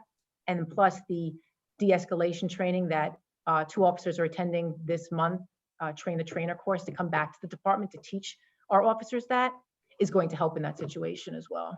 That seems good. Elsa. Yes, I just have to say I spent hours reading all the responses, and I was very pleased to see that most people are very happy with the new shift. And there are many great expectations. No pressure on you, Chief. Exactly. That's exactly what I was going to say too. But you know what? I think that this committee has been a good catalyst for a lot of these conversations and for things to change. And like I said, we were already planning on doing a lot of these things already. So I think, that makes it easy because we were going to do it already. So. Right. So as far as the next meeting, so look, you've heard this before from me. I have to turn this over to the Board of Trustees so they can deliberate what recommendations you are presenting to them. They have 5 meetings to do it. My Board of Trustees, they're really sharp, intelligent people, but they can get bogged down sometimes, and I have to keep pushing them forward to get to this deadline. And I'll do that, and I'll commit to doing that. But it seems like, and potentially it could be one of the recommendations that the committee makes or that the Board of Trustees decides on, but it seems like there might be some kind of a group, an ad hoc committee that goes on after this committee. Yes. Right, so, and the mayor's agreeing with me. So that may be something that becomes part of the plan, and then is approved by the Board of Trustees. So other than some subcommittees meeting before the January 20th recommendation deadline, and then the emails during that day from me so that I can prepare for the 25th, for the meeting on the 25th, I don't think we're going to meet again until and if that committee is approved by the Board of Trustees as something more than something more of a long-term committee as opposed to a ad hoc. Go ahead, Tom. Yeah, I mean, there used to be a tri-municipal human rights commission, and that got downgraded to a human rights committee, and they basically run the Martin Luther King celebration. But part of the problem with that Human Rights Commission was there wasn't a lot of buy-in from the Village of Mamaroneck, and the reason being most of the people on the Human Rights Commission were from the town of Mamaroneck and from Larchmont, and most of the issues were in the Village of Mamaroneck. So what I had discussed at one point with the Board of Trustees is forming something, and this is I don't want you to take this as I'm trying to deflect the police oversight. This is a separate group, like a Village of Mamaroneck, for lack of a better term, which we may come up with later, Human Rights Commission. That's just for the Village of Mamaroneck, because we have our own particular problems, and we have, like I said, about the vanilla ice cream over there, but this would be because it wouldn't have to just focus on a police department. I mean, there's disparate treatment in a lot of aspects of life in America, not just in the Village of Mamaroneck. And one of the things you see in a survey is a lot of animosity to thinking that there's anything wrong in the Village of Mamaroneck.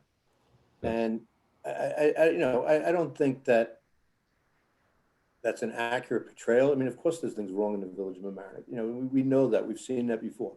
Does that mean we're worse than anybody else? I mean, it's not a contest. We're all living in the United States of America, and there's systematic racism that's gone on for 400 years. So and even if I'm a person of color and I love the Village of Mamaroneck Police Department, and I'm telling my 13-year-old son how to react when he's pulled over or stopped by a police officer because of what's going on in his country, I don't say to that boy, but if you're in the Village of Mamaroneck, it's okay. You know what I mean? Because you're socializing somebody to protect them. And I've never had to have that. I've had to have some hard conversations with my sons, but it was never about their color. You know what I mean? So I think that we've seen instances that have been talked about in the schools. That there's other instances in housing, in employment, and I would like to see a commission that looks at all of that.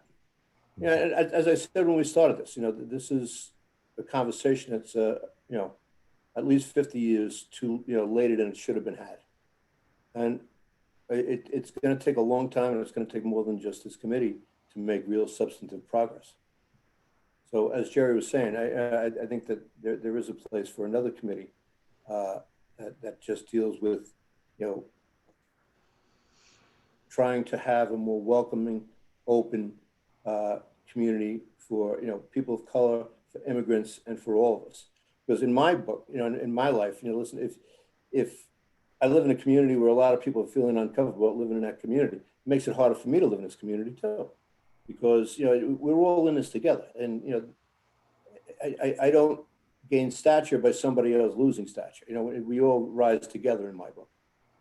So I want to throw that out there as a way to maybe ameliorate some of these problems. But and I don't want it to be taken that's a different path than the path you're taking. They could be done in tandem. In the meantime, so what I'm trying to say is there's five meetings left. There's 5 meetings before this plan actually gets sent to the governor. So please, attend the board meetings. I don't have to invite anyone to attend the board meetings, whether they do or not. They could, of course, anyone can attend any board meeting. But please attend the board meetings. We'll identify you as a board member. I know that there are trustees that are attendees at this meeting right now that are paying attention and that are taking this very seriously, and they want to, they want to be included in what this committee says and what this committee recommends. But we have 2.5 months, and we have a lot of work, and I don't have a lot of staff and bandwidth to get all that work done. So I'll need you to help me at those committee meetings, at those board of trustees. Jerry, I'm going to send an email tonight to the rest of the board of trustees, asking that we have a work session just on this. Okay, good. And instead of trying to shoehorn this into, because we have a ton of work that we need catching up on, and this is a daunting task, and to try to shoehorn it into 15 minutes here, 15 minutes there, we need to take a deep dive into this. And I'm betting that they agree with that. So I'll send that email out after this meeting, and we'll try and send out a date where, obviously the board will attend and as many members of the committee can come online that night. Okay. Okay. Jerry, is there any- Jerry, I'm sorry. Yeah, I stepped away for a moment before. Are you saying this 4 board meetings that this will go over? 5 Yeah. for the January trustees. 25th, January 25th, 2 in February, 2 in March. For the trustees or for us? For the trustees, not for us. Right. Okay. Right. I got you. And the mayor just said that he wants to try to get the Board of Trustees on board to have one dedicated meeting to the police reform plan. Which of course we would want, members of this committee to attend if they could. Okay. Jerry, is there any kind of format that Como, that the state has asked that these recommendations be submitted in? That we No. could use to put our stuff together? No? No, not that I saw. I think a lot of the focus, and I haven't really looked that closely at that, Sharon, truthfully, but what I was focused on before we started working as a committee was the composition of the board and the requirement that he had, where we had certain titles that had to be on this board as well. But I'll look at that in that I'll look through the handbook again. But I don't think that the governor would have recommended a format or an outline. I think it's going to be up to the municipalities. And I did ask Blanca just now, and I misspelled her name, and I apologize for that.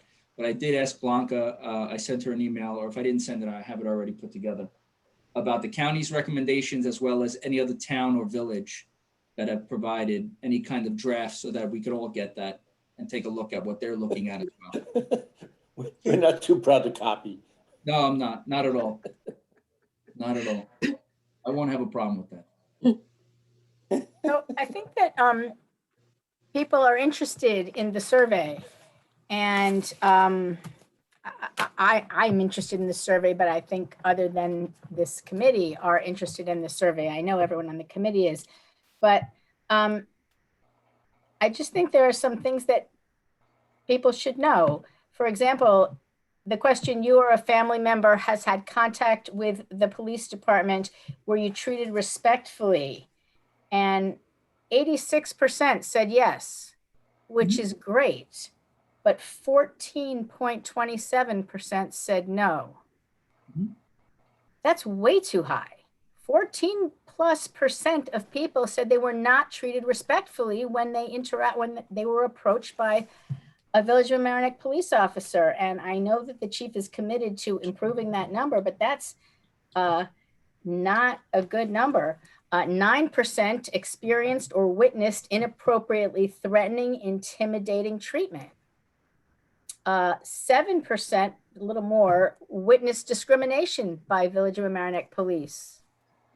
And 26.6% of people said that if they made a formal complaint against a Village of Mamaroneck police officer, they would get fair treatment and a fair investigation. 26.6% of people, more than a quarter of the respondents, which was over 800 respondents, said that they don't feel that their complaint would be properly treated. And we had a number of people write that they would not want to file a complaint with the police because they would, first of all, be afraid of retaliation, and second of all, afraid that nothing would be done. So for the people who say that everything is great, and we had many responses, everything is great, and a lot of very high numbers on that. Is John okay? It's really important to look at the low numbers. I'm sorry. I just saw John. Yeah. I thought something I'm was getting wrong. tired, but I was also thinking about, was that aimed at me? Yes, I saw you. I was concerned. I'm sorry. I'm sorry. I want to say something to what Theo just said. Okay, I'm sorry. Thank you, Scott, because I know he thinks like that. About the survey committee is that Okay. we don't have to make any recommendations. Right, and he's EMS, right? However, Theo, give me a second. However, I think it might make sense for those of us on the survey committee, if they are willing to collaborate with me on this, to have a meeting where we sit down and try to pull together a report on the survey that will make it more communicable to the rest of the population. Define the rest of the population. Why Pardon? not do that? Define the rest of the population. I You have talk about some the things committee I would or- like to be done with the statistics on the survey. And I think some of them could be done, but what you pointed out is very true. And there's a lot more that can be said about what's in there and what isn't in there, and would summarize the main themes that show up effectively and pass it on. One of the things I would love, but the sample doesn't make it easy and the program doesn't even make it easy. You say there are 14% who don't like this. Well, who are that 14%? We do know we have demographic information that could be correlated. We could pull out everybody who identified as Hispanic and see if they say the same things as others say. Mhm. That's a lot of work. It's a lot of work for Gary. Without a perfect analysis of that, we can obviously, recommend, well, we know that our officers are getting training in sensitivity, and I'm sure involved with that is racial sensitivity, and in, non-discriminatory dealing with the public. And these trainings are some of them are new and they're going on. And so even if we can't get a perfect number, the chief knows what the numbers are in Mamaroneck of different But I think populations. a lot of people are and curious it's about the needed. survey. And it would We be can't get a useful- perfect number on the survey, obviously. Sorry, academic. You can't. And this wasn't a scientifically designed survey. No, it was not a scientifically designed survey, but a lot of people are pulling and picking and choosing what they want out of it and saying they want to know, and it shows this. Well, maybe the four of us on the committee, while the rest of you are fighting about the recommendations, should sit down and prepare a summary that makes that why not? more flexible.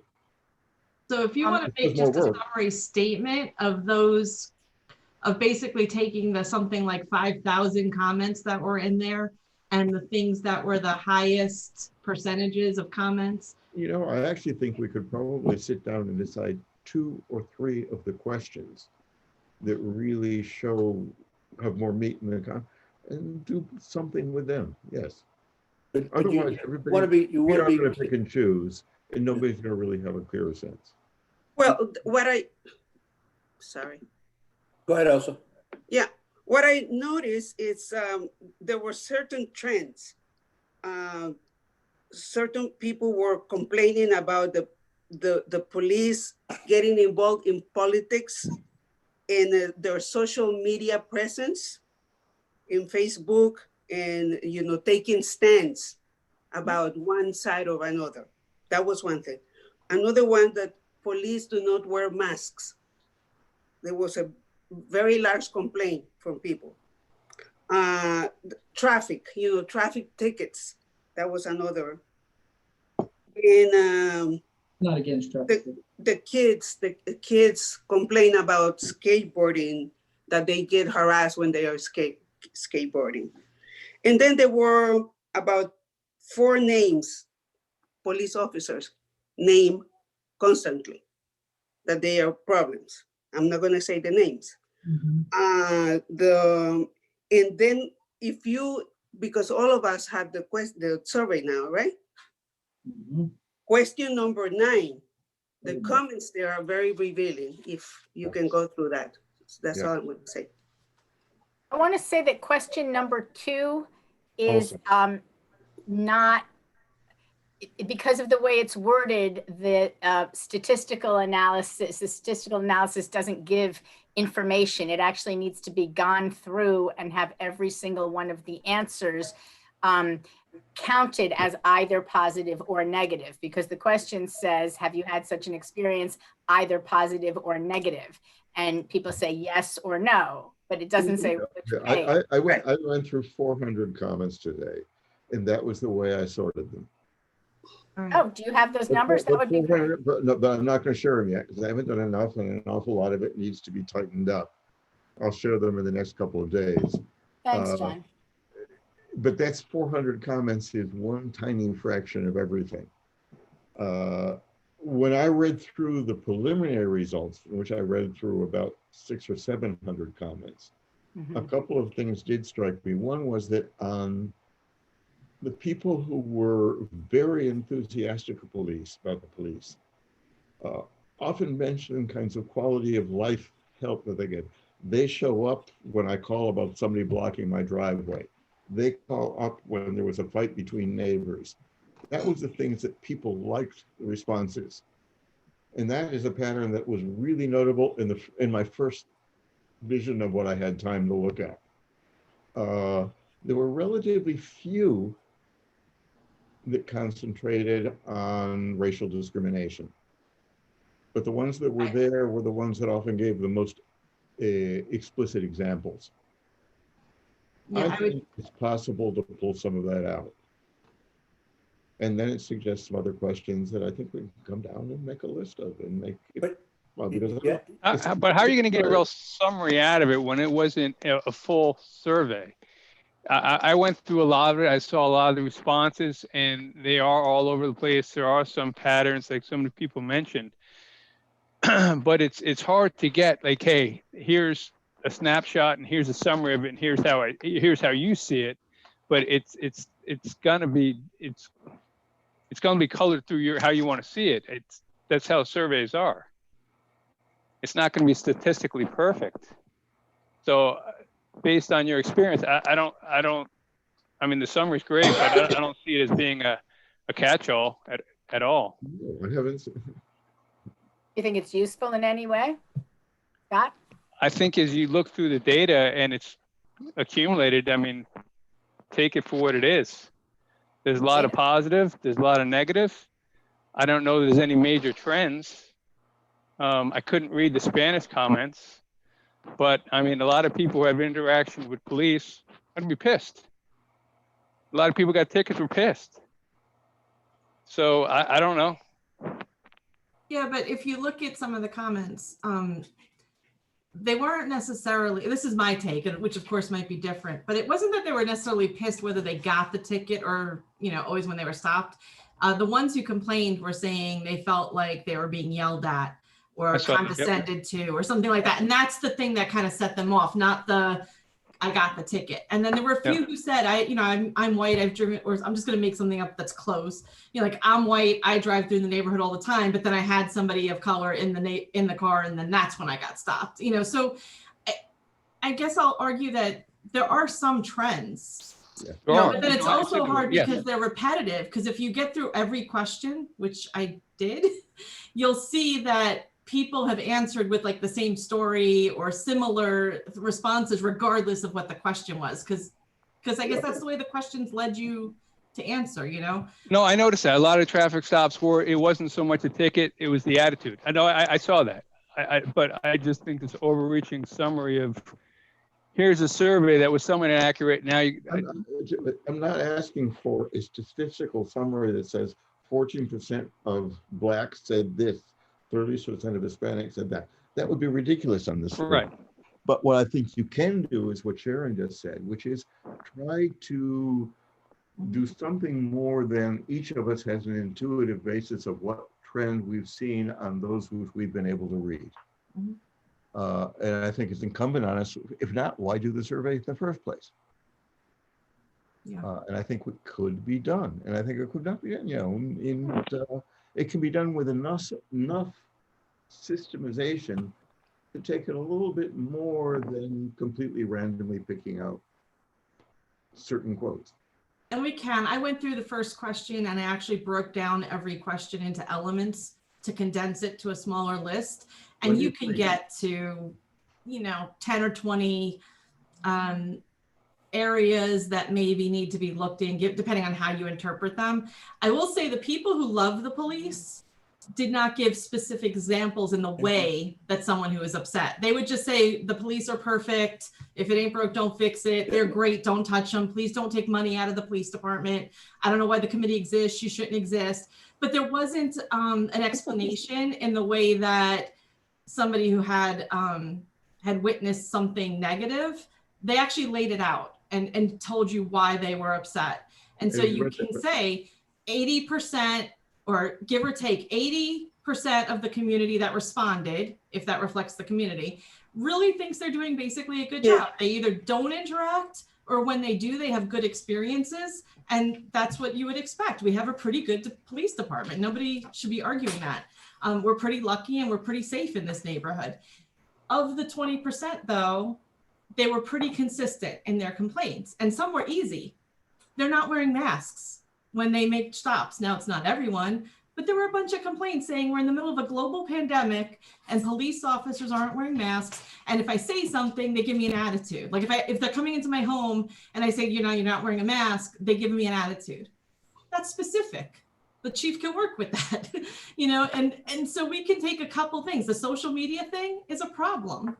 So we can address that that there has to be some understanding, and I don't know how to fix it. I'm just saying there has to be an understanding that when I know you're a cop and you have a gun and you can arrest me, and then maybe I'm, not light-skinned, and I see something in social media or in the parades or in you're my neighbor, and I witness things that to me seem very racist, it erodes trust in the police department because I don't know which cops feel that way and are going to treat me badly. So again, a very specific thing that can be looked at. What are we going to do about that line between this is my personal life and this is work life, but personal kind of, overflows as it does in everybody now, right? Because you have a cell phone and you basically work doesn't stop. It's kind of the same thing. Like everything's overflowing now. So if we could pick those areas where the most negative comments were, then not only does the Board of Trustees and us have something to work from, but the chief knows these are the things that are the most concern. I'm not looking at every single thing, not every single question, but here are the 5 or 10 areas that are pretty specific that we know. Let's target those. I think it's incumbent on us to do that. And that's kind of how I started the conversation. Work with me on that one? What? That's kind of how I started the conversation here tonight, that this really is about trends and it's not about exactitude. But if you do it, John, you got to talk about also, a lot of people had no problem. A lot of people thought, and not only that, there are certain, but where there were concerns, these are the concerns that were voiced. But Tom, not only that, are the ones who speak positively, those who do give examples. There's a certain pattern. There's certain things that they focus on when they say, I really like this. They get here, when I've got a problem in my house, they get here really quickly and they explain it to me. That came out in a lot of answers.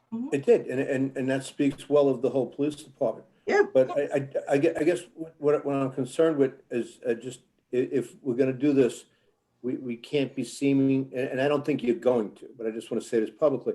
We don't want to seem to be cherry picking to find out what's wrong. We want to have a comprehensive view. That's why I brought this up, because otherwise people are going to cherry pick. Exactly.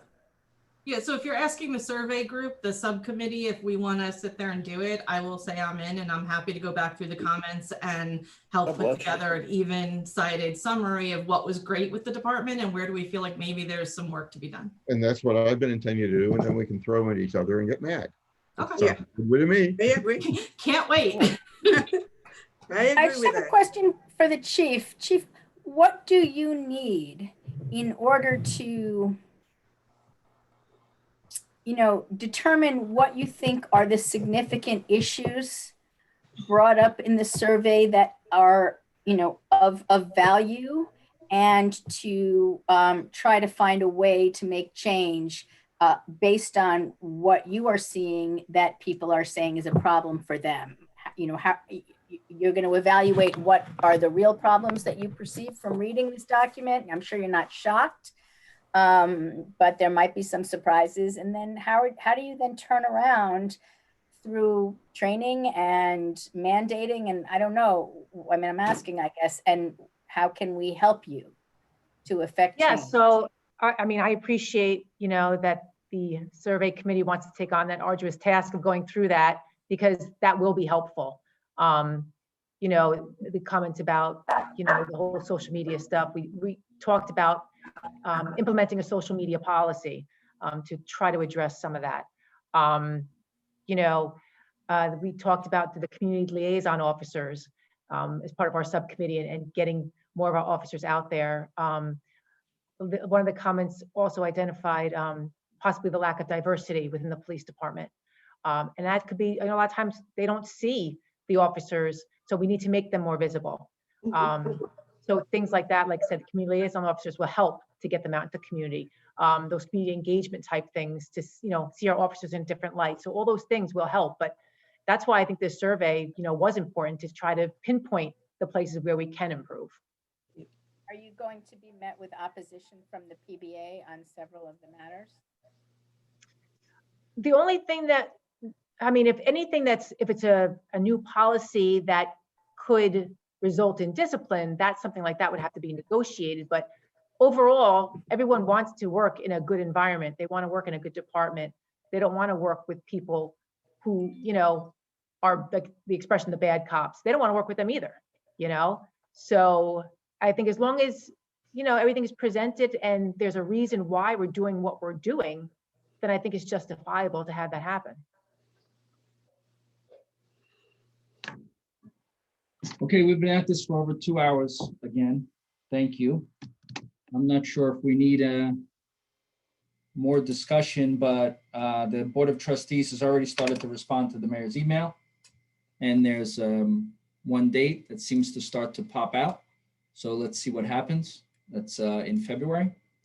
And it's early February. So I think it's early February if I read it correctly. So What day is that? All right, let me see here. It's a Monday, Monday. Which Monday? Monday, February 1st. February 1st. So that could really help us. Especially All if right, the I'm survey good. committee, especially if the survey committee can put together something for February 1st, that would be terrific. We can. Yeah. Okay. Yeah. Okay. I see you. All right. Very good.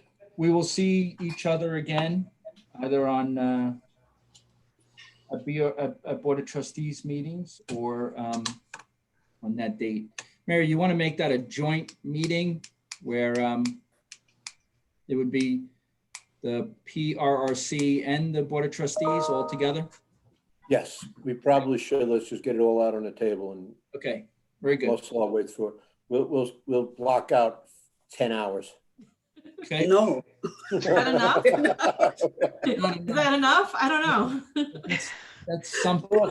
If we could be there in person and there could be food, that could be great. That would be great. When this is all over, I think we all need to sit down and over a pizza or something. Did you notice I A turned big off group camera hug. for 10 minutes?